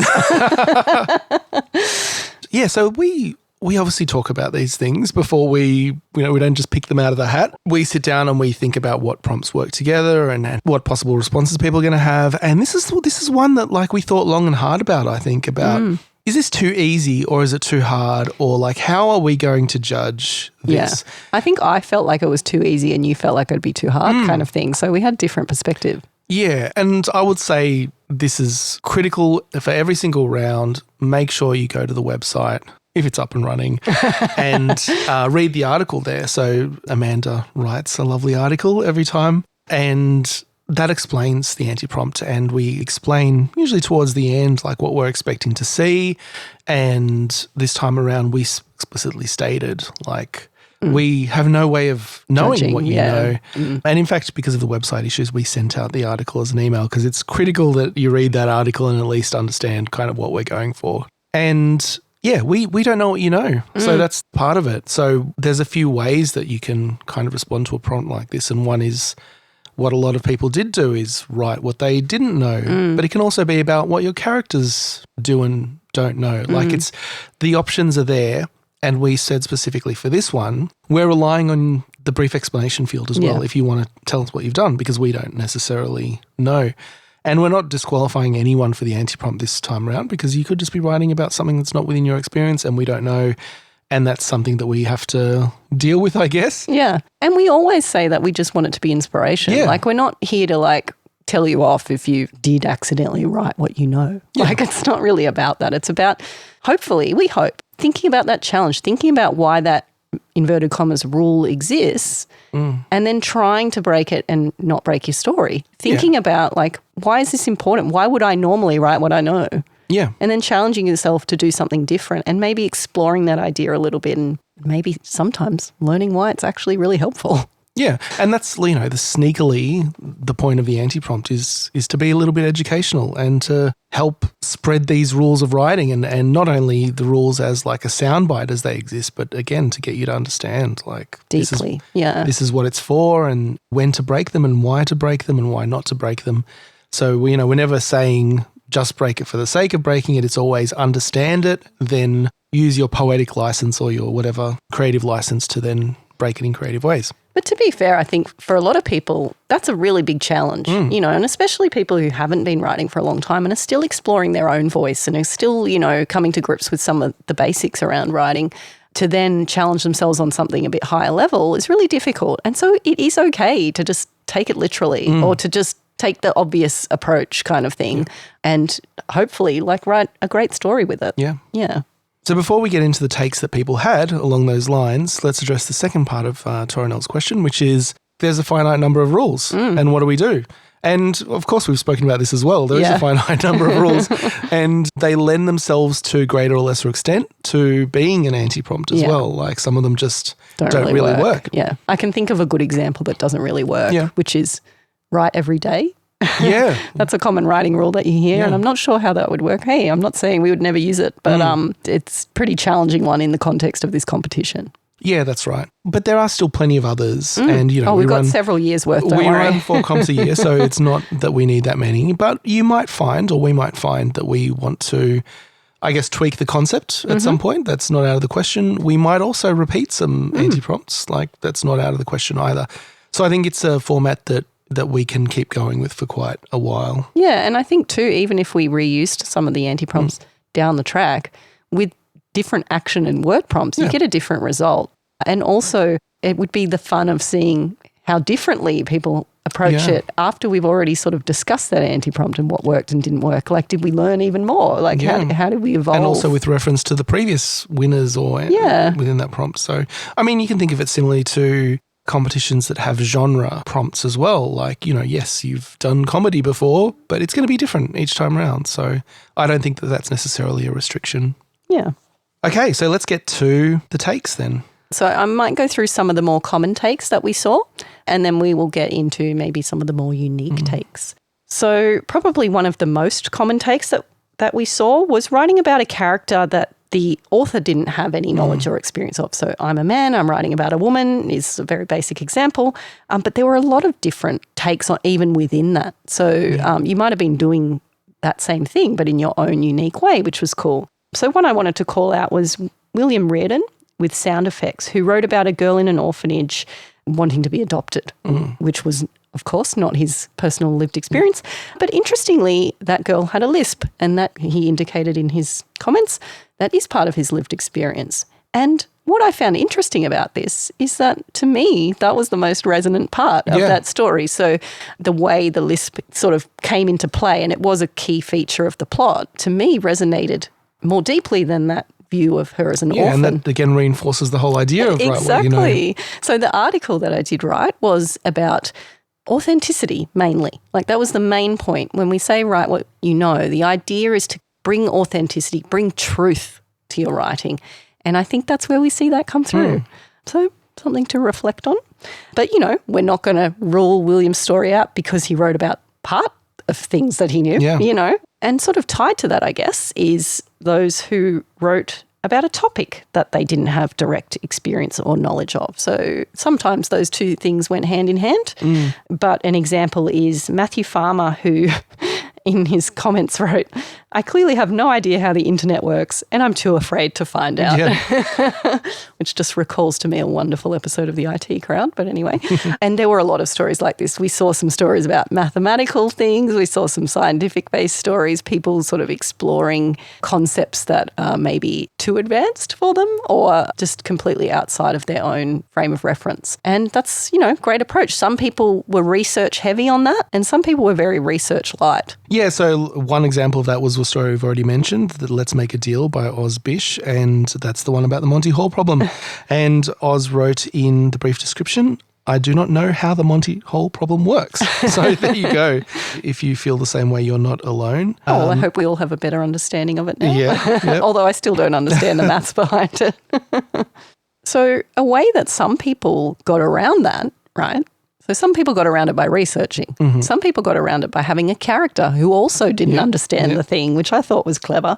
So one example was George Downward and particle physics. So we mentioned that title earlier on. And the character themselves was struggling in a test, I think, from memory. And so that enabled George to explore that ignorance, basically, as part of the story. There were stories which pondered a specific question. Okay, so an example I can think of is Dean Corey. His story was sort of pondering the question, why do wars happen? Yeah. It was doing it in a very direct way, but it was a question for us to kind of consider too. Yeah. And I thought that was interesting. All right, so another one of the much more common takes, so along with sort of writing about who we don't know or what we don't know, was those who like extended that who we don't know, like they really were exploring empathy, like putting themselves in the shoes of someone else, and in some cases in the shoes of someone that they knew in real life and trying to understand that person's motivations. I would think that would be a really interesting exercise. So I hope that was fulfilling to those people who did that. And I've got some examples here. So one was the story Break the Mold by Susanna and Holly White, and that's a mother and daughter combo. And so the mother was the main author, but she noted her daughter as a contributor because she was basically picking her daughter's brains for this story. And first of all, lovely. I'm so glad that you were able to do that together. That's even if your daughter was cringing the whole time, as you indicated. But Susanna just wanted to explore, I guess, something that she is familiar with, no doubt, as a woman, which is the angst of the teen years kind of thing. But bringing it up to date with a more modern approach by referring to her daughter and her daughter's experience, or daughters. So that's probably one of the more research-heavy ones, I guess, if you're asking for your daughter's input. But then we've got Donna Litt, who wrote from the perspective of a person who broke into her home. So that experience happened to her in her real life. Yeah. And I guess she was trying to sort of understand, like, where that person was coming from. And reading that story, I got the sense that Donna kind of, it was almost like a cathartic experience. I don't know if you would say that, Donna, but I could sense that you got a lot out of doing that, out of going through that process of, I guess, establishing empathy for that person. On similar lines, I wanted to call out Rule of Thumb by Elise Scott, which is told from the perspective of an abuser. So again, a perspective that the author has trouble understanding. Yeah, very interesting. And I think that's great for character development, right? Because you can't just have a straight villain, right? Everybody's got their reasons for doing what they do. As an extension of that, we had authors who wrote to understand themselves, like another aspect of themselves that maybe they didn't want to acknowledge or that was something they've never really understood or known, and just exploring that. So one example was from Just Lola, who wrote about the idea this was explained to us in the brief explanation field, but writing about how she knew herself growing up, like she understood herself, but not really understanding why she was perceived the way she was perceived, and sort of, I guess, exploring other people's perceptions of her. But then mentioning that she wrote about what she needed to know when she was a child. So looking back at what she didn't know as a child, what she knows now, and feeding that knowledge back, that whole idea of what would you say to your teenage self or what have you. So I thought that was interesting. Okay, another big one was writing from alternative points of view, right? So actually the character, you've embodied a character whose point of view is unfamiliar to you. Now, that was very common. There were a lot of stories. Like I said, there was male authors writing as women and women writing as men and all that sort of stuff, right? But we had some unique POVs, and we had everything from zebras to zebra finches, literally. And I just wanted to call out a couple of examples. So one was Jordan Kemp, who wrote the story from the perspective of a blind person and who I thought really embodied that well. I mean, I'm not blind myself, so I can't actually say that, but just through the way the details were conveyed, I just felt like that story went deep and into that character development. I thought that was quite clever. But on a less serious note, we had David Klotzkin, who wrote from the perspective of Chicken Cacciatore. Yes. So I was commenting at certain points where the POVs were just getting more and more unhinged, and that was one of the more unhinged ones, but a great story. And then we also had Kerry Walker, who we often get POVs from cats, all right? So FYI, and if you've read our article about the flash fiction tropes. Yep, that's a common one. That's a common one, POV of cats. Less common is Kerry Walker's POV of a drop bear. Yeah. Now, for those of you who don't know what a drop bear is, it is in fact a vicious Aussie, one of our many vicious, deadly Aussie creatures, and it resembles a koala, but it's got big teeth, right? So that was an interesting one. And if you are interested about drop bears, you should go on the Australian Museum's website and look them up. We also had, now this, we've talked about this before, and it happened last round with the succulent Chinese meal guy, Yeah. right? Where we're just on this wavelength together. It's so weird. And here's an example of it here where we had Sam Sullivan, who wrote from the perspective of a cup of coffee. Mm-hmm. But then we had Luke McElhinney, who wrote from the perspective of the steam from a cup of coffee. It's very specific. It's very specific. At least that's how I read it, right? Yeah. So we've got a cup of coffee. Now we've got the steam. Like, how granular can we go here? So that's good fun. And, of course, we had Peter R., who wrote about us, our perspective, our Ed and Amanda's POV, which is always very entertaining to read, even if a little ill-informed in your case, Peter. We might bicker like an old married couple, but we are not, in fact, an old married couple. Right. So sorry if you're new here. All right. So another fairly common take, although done differently by different people, was those who wrote in a style or a genre that they're not used to writing in. So they were challenging themselves from that perspective, writing like what they don't know in that way. So in fact, we had quite a few more second-person POVs than we would normally get this round for that reason. People exploring second-person POV, which is great. Expand your horizons, try something new. And then we also had a lot of people who were writing in a genre that was unfamiliar to them. So writing romance for the first time, for example. And one example I will call out, and there were many, but Danielle Dark, who wrote Some Assembly Required. And the reason I want to call this one out is because Danielle sort of indicated, I don't write romance and, I'm challenging myself. Danielle, you can write romance. Yeah. I don't know if you want to, but you did a great job. So I encourage you to explore that further if you would be interested in it.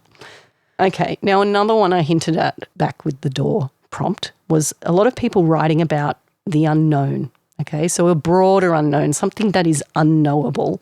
So particularly and frequently in this round, what happens after we die? And there were a lot of different takes, so that was fun to explore our mortality, I guess, during the judging. But we also had the mysteries of God and the universe. We also had what will happen in the future, that's unknowable, and some speculative fiction as well, exploring, the future.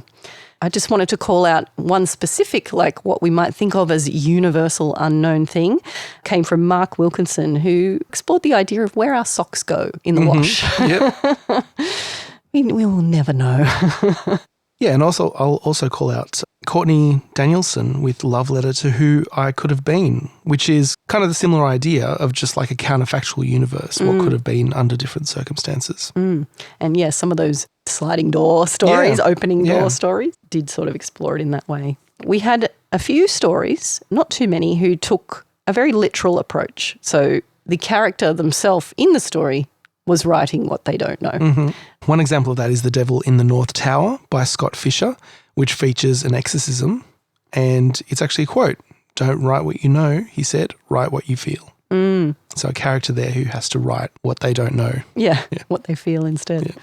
We had a few stories who looked into the idea of like forgetting what you know. So we had some stories about people with dementia, and that's one that features on our flash fiction tropes list as well, that can be handled very well. And we also had characters who didn't know who they were, like a bit like a Jason Bourne situation, like not always in that kind of spy thriller context or whatever, but just like for whatever reason within the plot, not knowing who they are. A few of the less common takes, we had a handful of people who wrote about their real life experience. And I'm going to call this a little bit of cheating, right? But I'll allow it. Writing about a real thing that happened to them, but which they never understood. Okay. And I think these stories were cheating because they really were quite resonant and authentic, right? Because they were really exploring like something that was deeply personal to them, but nevertheless ticking the box. So well done. So you were able to subvert the rule while still telling a great story. So success. Well done. All right. So we had Kelly Johnson who wrote Answer the Door, where she was exploring, I guess, the one that got away. So that's interesting, relatable perhaps for a lot of people. And I think in that case it is deeply resonant because she knows what it's like to wonder about that. And the character in the story is wondering about that. So can explore that feeling from a place of authenticity, even if the facts are unknown.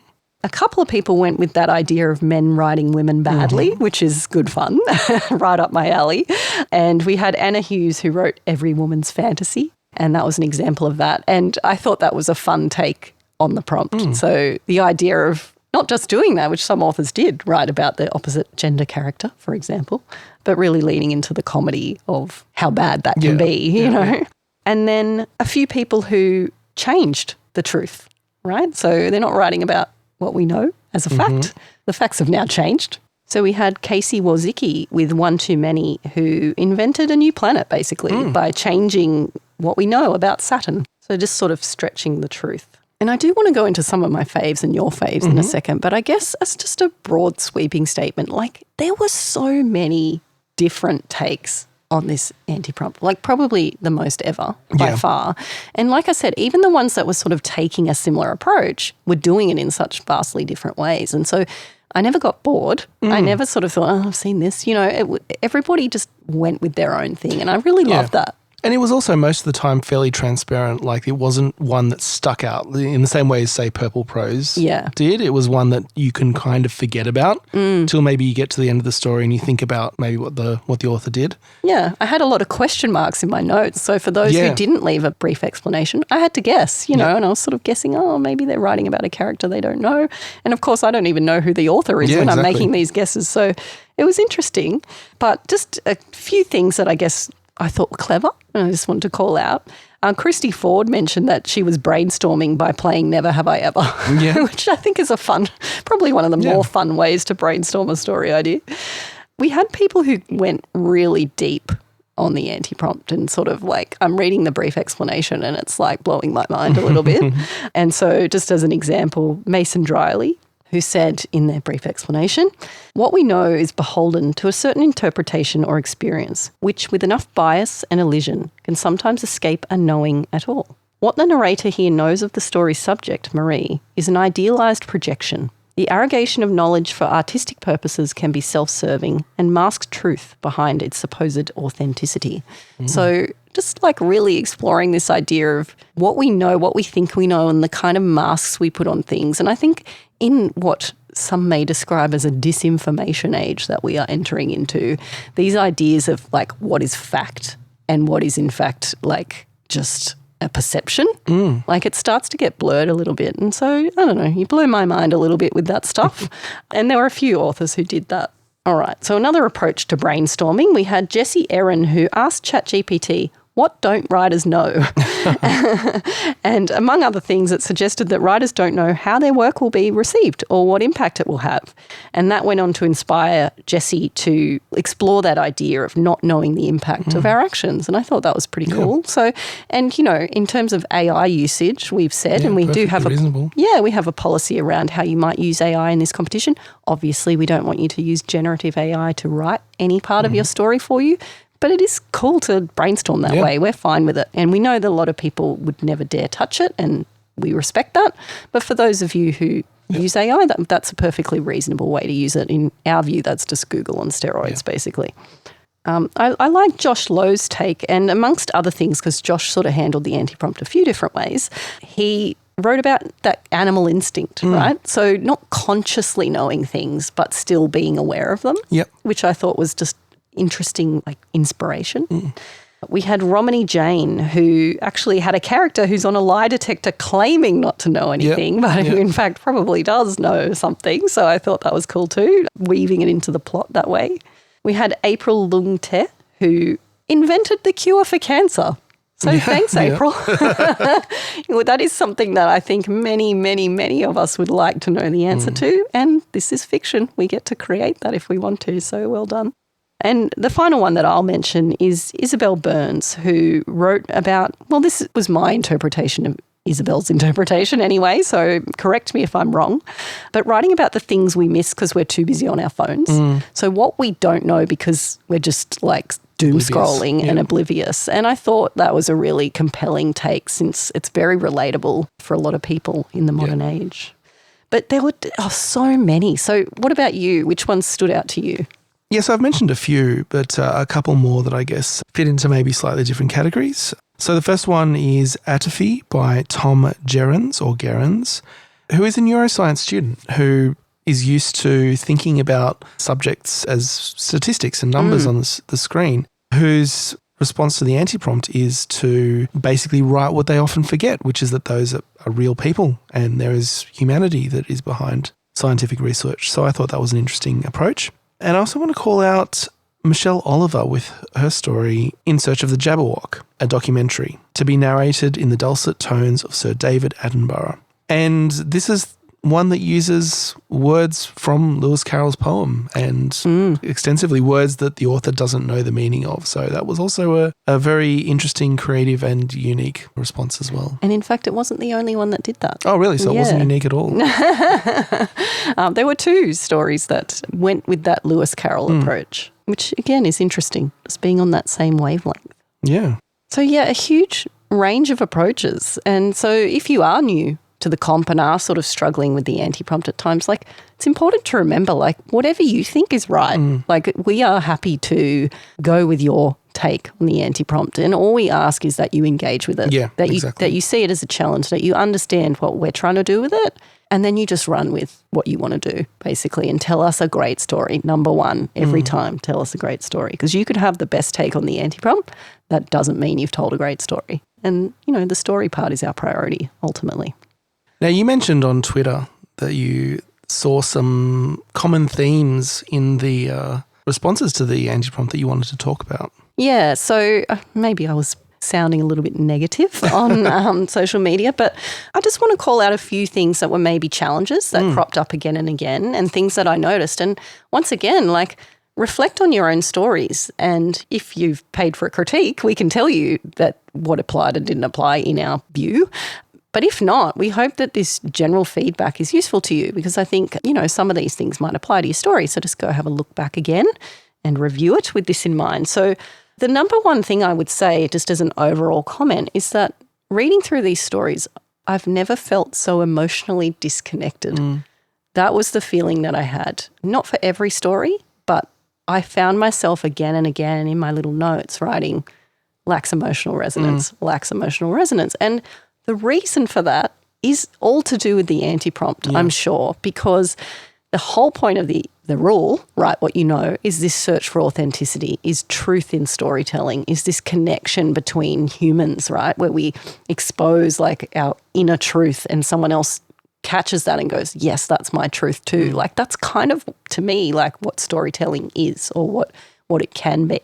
And so if you're writing about an alternative perspective, and if you're not delving deeply into that perspective and you're not maybe putting the effort into that character development, then it comes across as inauthentic, and that impacts the story because it makes it harder to connect then. So that's something to reflect on. So maybe go back to your story and have a think. Does my story have emotional resonance, or is it maybe a little bit detached because I don't understand what I'm writing about, kind of thing, because it's not my truth, someone else's truth. Yeah, and you would have heard now in all of the examples of the different approaches to the anti-prompt that there are ways to approach it where it is still your truth. Sneaky, sneaky. Yeah, exactly. And that's the trick. And back to that POV thing, I guess, is also because, again, we're exploring these POVs of characters that we're not familiar with. Some of those ones came across more like a character study rather than a story. So what the author was doing was really exploring that person and how they think and how they act, but wasn't really giving us a scene in which something compelling was happening. It's the idea of exploring like what they don't know. The story needs to come first. Yeah, so you might have actually written something really beautiful, and you might have written something that's like you're proud of because you've like really deeply engaged with this character that you're not familiar with. And that's wonderful. And no question, it's probably written really well. But if you didn't also deliver a story, then that might be the issue. That might be what kept you from the long list, despite your excellent writing in some cases. It's sort of, we describe it here when we're judging like a vignette rather than a scene. Like we're just watching someone sort of sitting there reflecting. We're not really getting like an active scene. And similarly to that was those stories where they weren't so much, the author wasn't exploring character, but they were exploring an idea. And the idea usually linked to the anti-prompt, this idea of what we don't know. But getting a bit too deep into that reflective piece and, again, not delivering action, not delivering a story along with that. So I would call that more like a think piece, right? And that can be very satisfying to write, exploring this idea. But as a reader, we feel generally like if we've got a character who's doing something, you know, that's when these ideas become more compelling to us. So if you've got something you want to think through, maybe consider how you can do that in a more active way with a character who is doing something compelling and for whom there's like some sort of character change as well by the end of the story. And again, you know, those stories might have been written very beautifully, but if it didn't make the long list, that might be why, because it didn't quite deliver the story part. I would say too, and you mentioned this earlier with the word and the action prompt, Ed, about how, you know, sometimes people take more than one approach because they're just kind of like trying to tick the box and they're a bit nervous that we're not going to pick up what they're putting down kind of thing. And that happened here too with the anti-prompt. There were quite a few authors who sort of took a few different approaches to the anti-prompt to kind of make sure that it was true. They might have had this quite creative idea and then thought, I'm not sure if that's quite technically accurate. So I'm also going to throw in a character who doesn't know something. And I would say that that's often a mistake because I really think people just need to commit. You know, we're not here to rule you out of the running because your creative idea wasn't technically correct. You know, that's absolutely not what we're here to do. We want to inspire you. And so if you get inspired and you have a cool idea, we want you to really stick with that and run with that and be committed. And look, again, I'm not saying like that's like always going to be a fatal flaw. It is risky if you're throwing a few different ideas that things will become a bit confused and the message of your story will be less clear.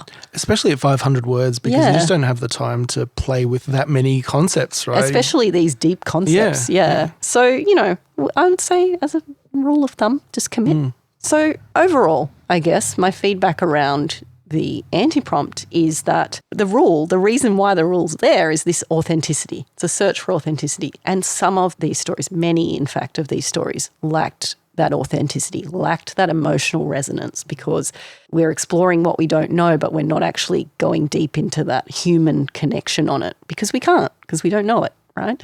And therefore, like my learning from this is that that's a really bloody good rule and we should mostly be following the rule because authenticity is like a fundamental part of good storytelling in most cases. And I would say too, like, again, I said at the start of this episode, there wasn't a single author whose story I read and went, oh, they shouldn't be writing, right? None.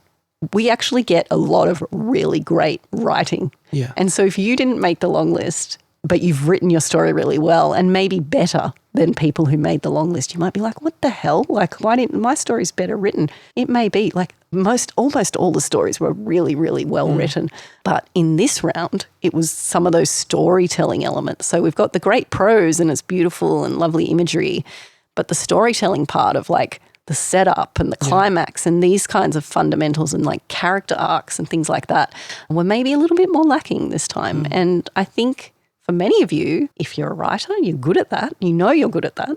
And I say this to myself too, like maybe reflect more on the storytelling part. Like how can I deliver a satisfying experience for the reader beyond just like beautiful words?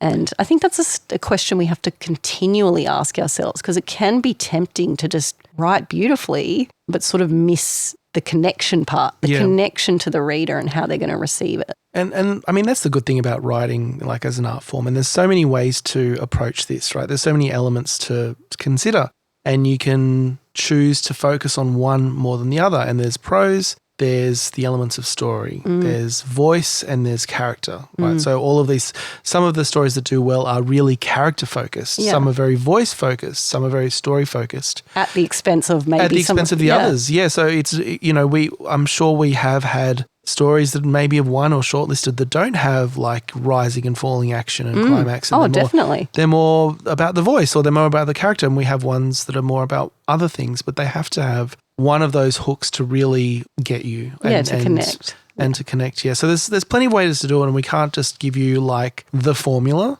because part of what makes a great story is the originality and seeing something that you haven't seen before. So, but yeah, I think that's great advice to not just write great sentences, but to think about the big picture of what you're giving to your reader. Yeah, and look, I don't want to end on a negative note. Like, I guess I want to share these views for insight, right? Yeah. Because, you know, what we're here to do, we want to help, we want everyone to just write amazing stories. Like, that's our ultimate goal. Why then would we challenge you to do this shit and break the rules? I mean, question mark. But yeah, that's ultimately what we want. And so, and you did. Like, there were so many beautiful stories. And even these ones where I'm challenging, like, maybe some of the storytelling elements, they were still amazing pieces of writing. And so, okay, it didn't hit here, but like it's going to hit somewhere. Yeah. And some of these ones were ones that hit me emotionally, but then like failed to deliver a climax. Like that's still a success. You know what I mean? Yeah. So yeah, I guess I would just encourage everyone to look back on your story. Think about its strengths, think about its weaknesses, what you might do differently next time, because, you know, we hope that you'll just get better and better and just smash it out of the park. But on that note, there were 40 stories that did smash it out of the park. Is it time? It's time. All right, so we're going to read out the long list. If you've skipped to this point in the episode, we hope you do go back and listen to the rest of the conversation, because I think there's a lot to be learned from hearing about what others did well and did not so well. But in any case, we'll read out the long list in no particular order. So this includes the short list. So the winner is somewhere here on this list. Exciting. But it may not include the wild cards, and we can confirm that one wild card winner is not on this list. If you don't hear your name, there's still some hope for you yet, and you'll have to wait for the shortlist episode to find out if you made it as a wild card winner. All right. The long list for the January 2025 Not Quite Right prize for flash fiction.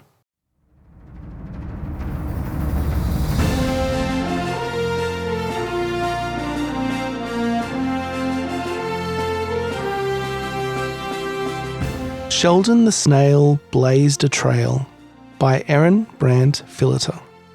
Julia Child's Lobster Americaine by Becca Wang. A Slow Passage by Luke Melvin. The Taste of Pie by Alexandria Bellani. Winton Wei Jin Lei goes for a beer or two after lectures by Christoph Mikes Liu. True Stripes by Sam James. 547.5 Days by Sophie Thompson. The Mystical Origins of Sean the Sharter's Nickname by Trevor Flanagan. Red Door by K.T. Downs. My Brilliant Career and Bosom by Avril Robertson. Selfie-ish by Fiona Stoffer. Through Another's Eyes by Jordan Kemp. I Know That I Know Nothing by Romany Jane. Going Under by Christina Wilson. Dove Cottage by Chloe Page. How Does Your Garden Grow by Sheridan Bell. Temporal Thresholds by M.M. Schreier. Sunrise Baby by Holly Brandon. The Selkie Wife by Tabby Hunt. You Do the Math by Deirdre Lovegren. Locked In with No Way Out by Kerry Goldsworthy. Mystery by Emily Rinkemer. Visiting You 1 Year Later by Chris Schnebelen. Chatroom 523 by E.C. Heath. Mr. Clarence's Secret Garden by Philippa Freegard. You'll Never See This Coming by Isabel Burns. Skin Deep by Nikki Crutchley. Answer the Door by Kelly Johnson. Church on Saturday by Tom Brodkin. A Friend in Need by Sarah Jordan. Rule of Thumb by Elise Scott. Love in the Time of Flatulence by Greg Schmidt. Lucky Me by Christy Hartman. The Grocery List by Phoebe Robertson. Exhibit F in the case 616 of Smith vs. MAI's on Deliveratron footage annotated by delivery instructions by Ross Champion. Persephone of the Waters by Linda Lou. To the DJ Who Insists on Playing Our House Every Morning at 9 a.m. by Sally Reiser Simon. How to Fix a Car on Planet Luctus by G.H. Gallagher. Paradise Lost by Athena Law. And finally, IBS Intense Bathroom Scene by Jack Lewis Edney.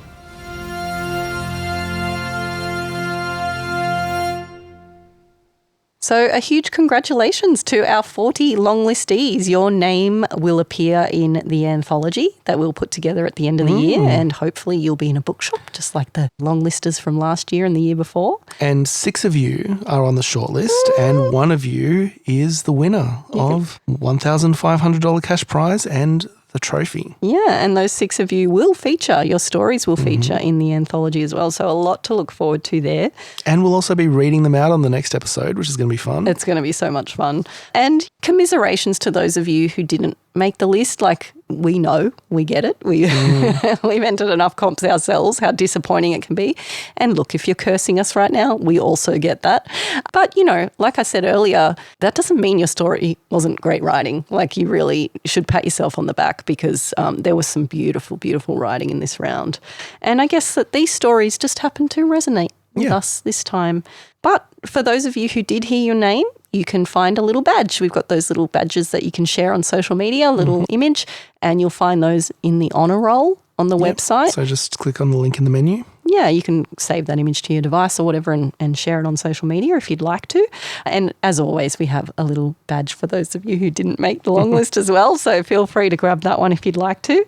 And I just wanted to mention too that this is in fact the second time a story with the title Paradise Lost has made our long list, and there haven't been that many stories yet. So that's kind of cool. Yeah. And two very different stories, I would say, as well. But thank you to everyone who entered the competition. Like, we read all your stories and we did enjoy them. I know some people wrote in their comments like, I was trying this and I was trying that and I took a risk and I hope you enjoyed it. Like, we did. Yeah. We really did enjoy reading your stories. It's such a highlight for us. So thank you. All right, so our next episode is going to be the shortlist episode in about a week's time. We'll be reading out the shortlisted entries. That's always a lot of fun with a little bit of music and sound effects to them. Yes, you love your sound effects. And remember that if you didn't make the long list, you might be a wildcard winner, and we'll be announcing that on the next episode as well. Following that, we'll have our Daredevils. Our 5 Daredevil episodes will be on the tails of the shortlist episode. And for those of you who purchased a critique package, those will be coming to you. Usually they arrive pretty shortly before the start of the next competition. And the reason for that is, first of all, we have to get through this whole process before we even reveal who the critiques were. So there's a lot of time there. But we do actually put a lot of time and effort into those. And we know we get some people returning, so we know that people are seeing value in that. And that's how we want to do it. We want to do it properly. We don't want to rush it. So it does take a while. So thank you in advance for your patience. But yeah, we hope that you enjoy the extra insight into your specific stories. So we'll close out the episode now, but if you listen on after the outro music, we will leave you with a story that didn't make the long list, but the author has recorded the audio for. So we'll play that for you at the end after the credits. Yeah, so on the new community, you're able to upload audio of your story if you'd like to. And if you make the shortlist, we might use your audio instead of us reading it aloud. So that's a cool option. But in this case, this author didn't make the long list, but we wanted to share it just to show some great writing that didn't make the long list. So if you didn't make it, you're in good company because there were some beautiful stories, one of which was this one. And so that story is one that we've mentioned, actually. It's I Hope You Have One Just Like You by S.J. Snyder. Yeah, and I did find that story resonant and it was beautifully told. Okay, and so I think we'll leave it there for this episode. And It's been a marathon. It has been a marathon. Is it time for that wine yet? I think so. And so until next week, when we reveal the shortlist and the winner of the January prize, ride on. Right on. Thank you for listening to Not Quite Right. If you'd like to reach us via email or follow us on social media, you can find all the links on our website, notquiterightpodcast.com. That's WRITE. And if you enjoyed the show, we'd love it if you could leave us a 5-star review on your favourite podcasting app. Something doesn't seem quite right.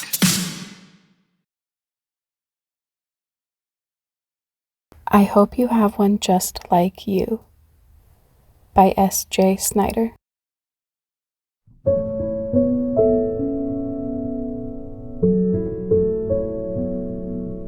The handle rattles, followed by the doorbell 3 times in rapid succession.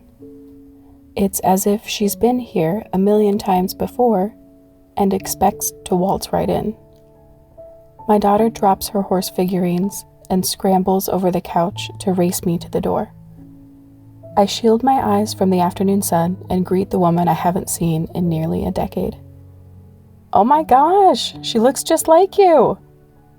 My mother bends over, extending her arms expectantly.